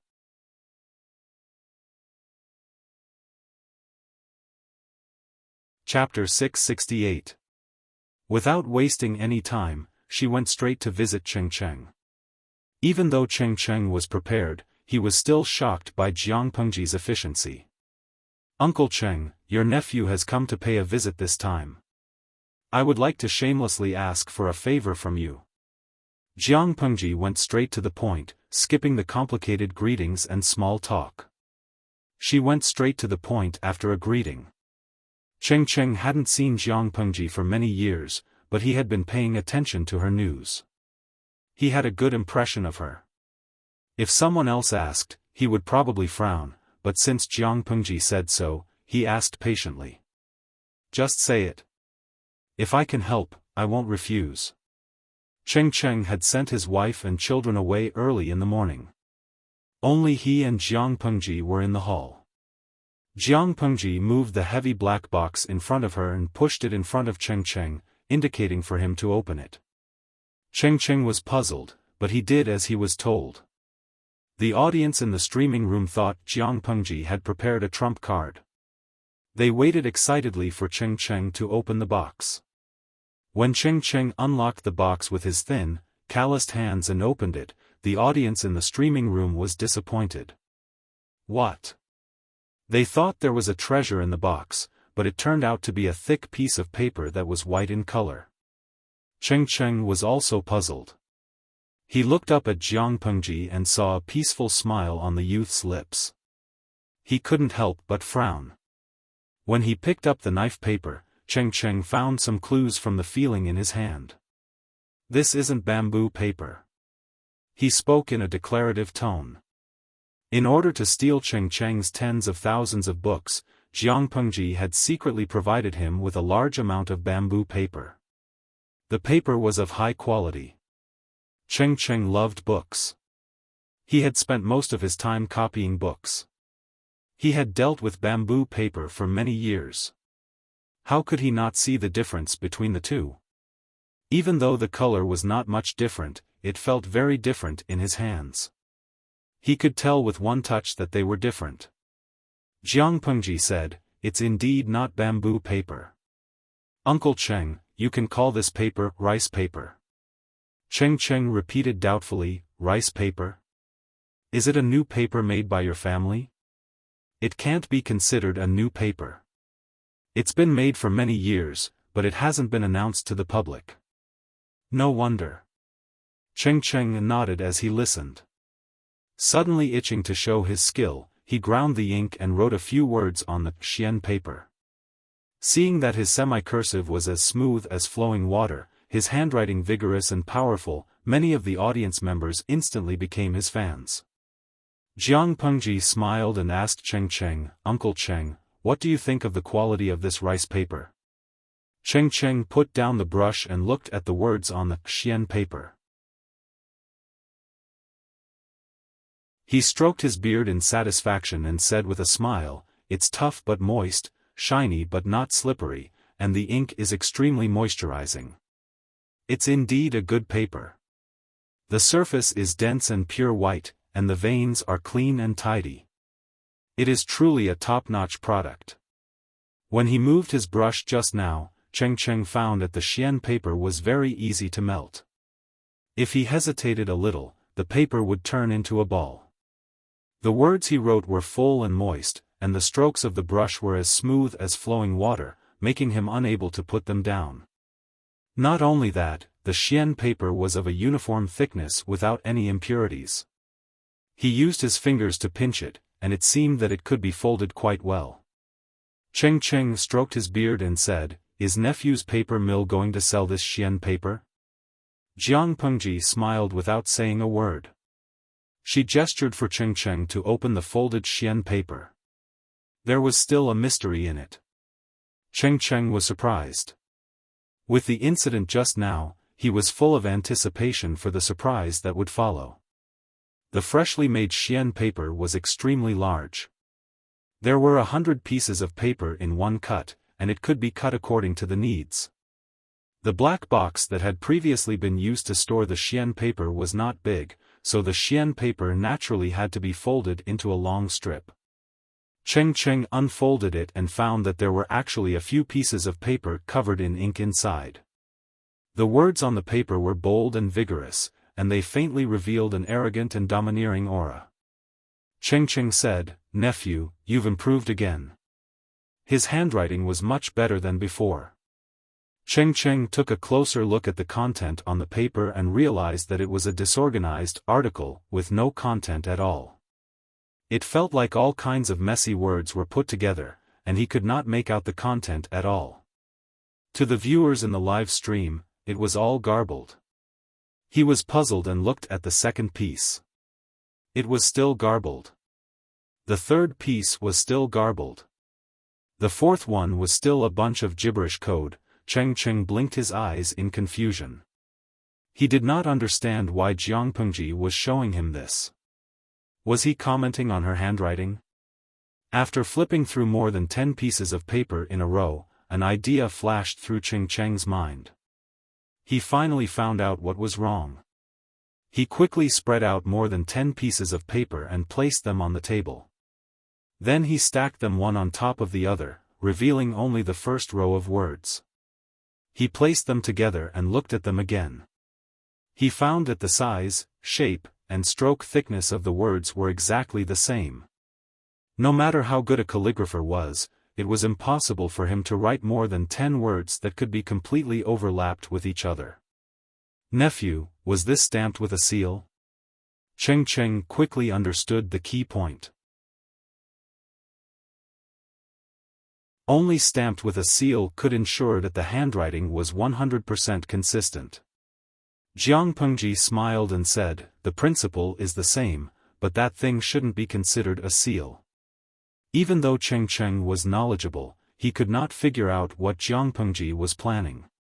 He laughed bitterly and pretended to beg for mercy. "Nephew, don't keep me in suspense. You should at least leave some face for me."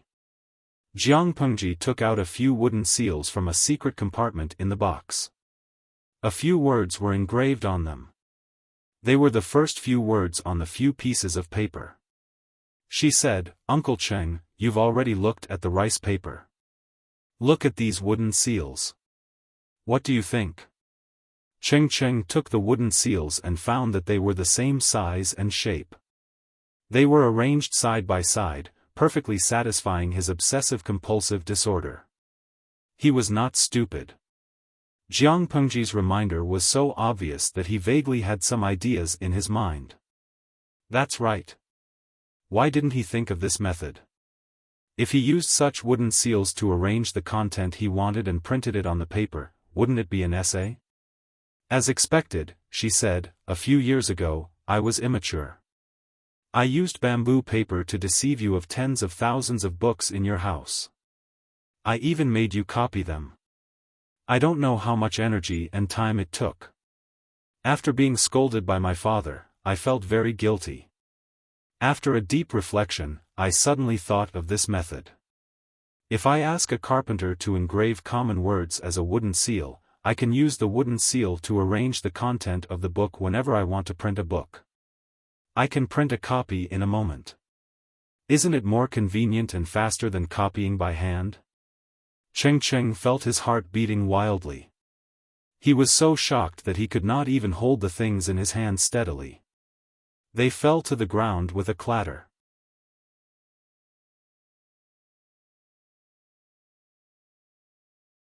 Chapter 669. Of course, it made sense. Cheng was not a hot-blooded young man. He did not take the bait easily, but he had to admit that he was tempted. "My dear nephew, do you know what you are doing?"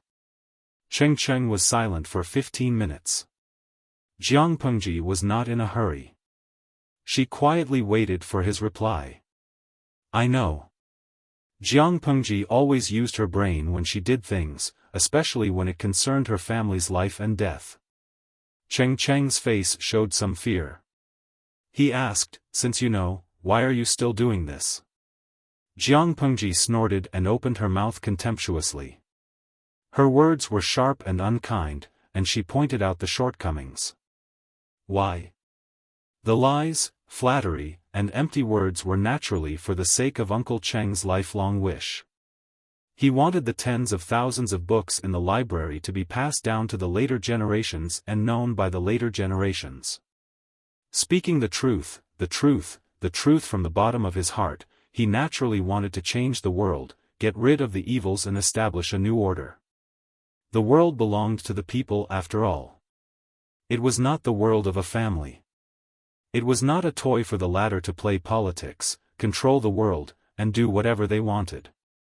The gentry held great power and did not want to be involved in practical matters. They lived a luxurious life and decayed in luxury. Uncle Cheng, you are knowledgeable. Do you think that it is only the royal family's fault that the world is in such chaos? Did those who played power behind the scenes not do anything wrong? Cheng listened for a while and was stunned. He said with difficulty, Lanting, you are also from the gentry. Even if Cheng agreed with her and had such thoughts occasionally, he did not dare to say it out loud. To me, the people and the common people are far more important than me and my family. If the latter can be sacrificed for the former, I am willing to do everything I can. Jiang Pengji said calmly, if the gentry's disaster is not stopped, the world will only become more chaotic in the future. Uncle, have you thought about what will happen when the Central Plains continues to be weak and the barbarians become strong? To put it bluntly, it's not impossible for him to lose his clothes. Cheng's face turned pale. His heart wavered even more. Even his fingers were trembling. Jiang Pengji forced Cheng step by step. The audience in the streaming room also felt that the atmosphere was not right. The reticent Huang Xiaotian, who can tell me what happened? If I remember correctly, the host was just recommending printing and xian paper to Cheng. How did the topic change so suddenly? It feels like the atmosphere is frozen. Gentle and pleasant Han Wenqing, previous poster, stop talking, stop playing games, and read more books. For now, printing is nothing. You can buy a photocopier if you have money. But in the era of the host, printing is a provocation to the entire social system. Do you understand? Huang Xiaotian of a few words, I don't understand. Don't you also play games? You have the same ID. Who doesn't know each other? Reticent Yu Wenzhou, simply, the host, in the hosts. And I have different opinions. Most of the books were unique copies, which meant that the culture was only passed down within a small circle of people.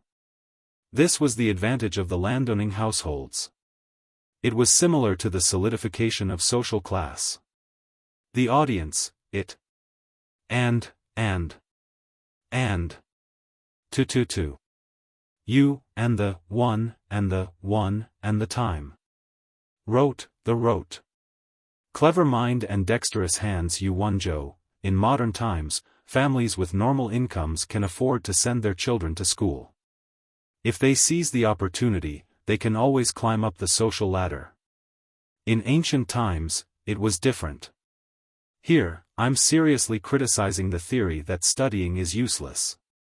How can China, which was full of opportunities 20 years ago, be the same as China now? The children of farmers were farmers, and the children of gentry were gentry. The landowning households were superior to ordinary people, and books were a very important medium. If books were no longer the privilege of the minority, what do you think the result would be? The host was under a lot of pressure. Just like in a game, it's better to line up well than to play well. In this era, it could also be explained in one sentence: it was better to be born well than to study well. No matter how talented one was, no matter how smart one was, one's background alone was enough to crush a bunch of talents. For example, Su Ku, Qiguan Rang, and Yang Si, who worked under Jiang Pengji. Su Ku had once been a slave, and there was an indelible mark on his face. This was a stain on his life. Qiguan Rang was of mixed blood. He was the son of a barbarian from the northern borderline and a woman from the border of the Central Plains.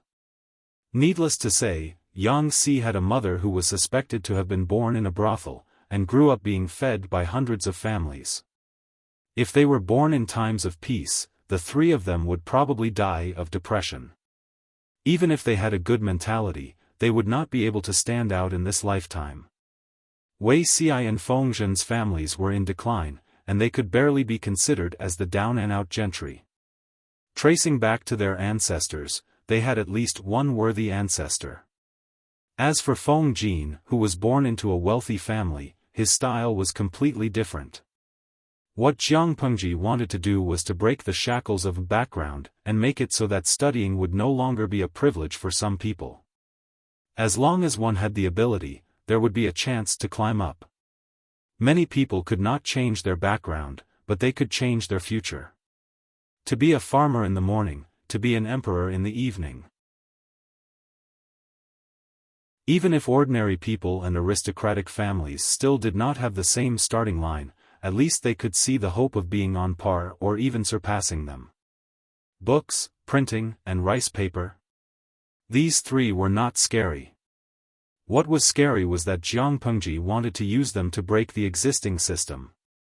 This was what Cheng Cheng was worried and afraid about. After a while, his lips trembled, and his voice was as soft as a mosquito's. "You're crazy," Jiang Pengji was calm and composed. "If there are no people, how can there be a country? If there are no countries, how can there be a home? Since ancient times, how many people shouted about serving the country and the people, but in the end, when the dust settled, their selfishness was for the sake of their small family. I want to compete for the divine tripod of the 9 provinces. This is the resolve that a future emperor should have.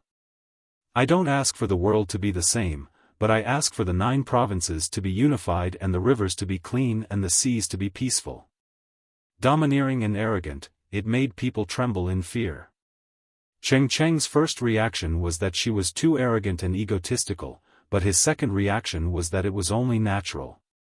A person who dared to challenge the existing social system and even completely overturn it was naturally a lunatic. Naturally, she was arrogant and egotistical. "Uncle Cheng, you are a scholar." Cheng Cheng was instantly speechless, as if someone had pressed the mute button. "I thought you had a cold and unyielding character that was indestructible, that no one and nothing in this world could break it." Cheng Cheng raised his eyelids and spoke in a hoarse voice. "You don't have to bewitch me. Tell me, what do you want to do?" Jiang Pengji's lips curled up. "The raw material of rice paper is mostly sandalwood. Chongzhou has a lot of this stuff. The output is 1,000 times more than bamboo paper, and the cost is low. Wooden printing and mass production of books. I don't want to do anything, I just want to collect all the books in the world and fill up the library. When the area is stable, I will build a library and set up an academy. I will not care about the threshold or background. I will recruit students of the right age." Cheng Cheng's smile carried a hint of mockery. "That's it? You want me to be a printer and carpenter? How is that possible?" Jiang Pengji blinked and said sincerely, "I hope that Uncle Cheng can take charge of the overall situation. I hope that Uncle Cheng can take charge of the overall situation. I hope that you can compile elementary reading materials, revise the historical records, organize the ancient books that have been lost for hundreds of years, and carry forward the past and open up the future. Your responsibility is far heavier and more arduous than mine." You're tuning into the Xiaofan's Wuxia Tales YouTube channel. Don't forget to subscribe and join us on this journey to catch the most captivating stories.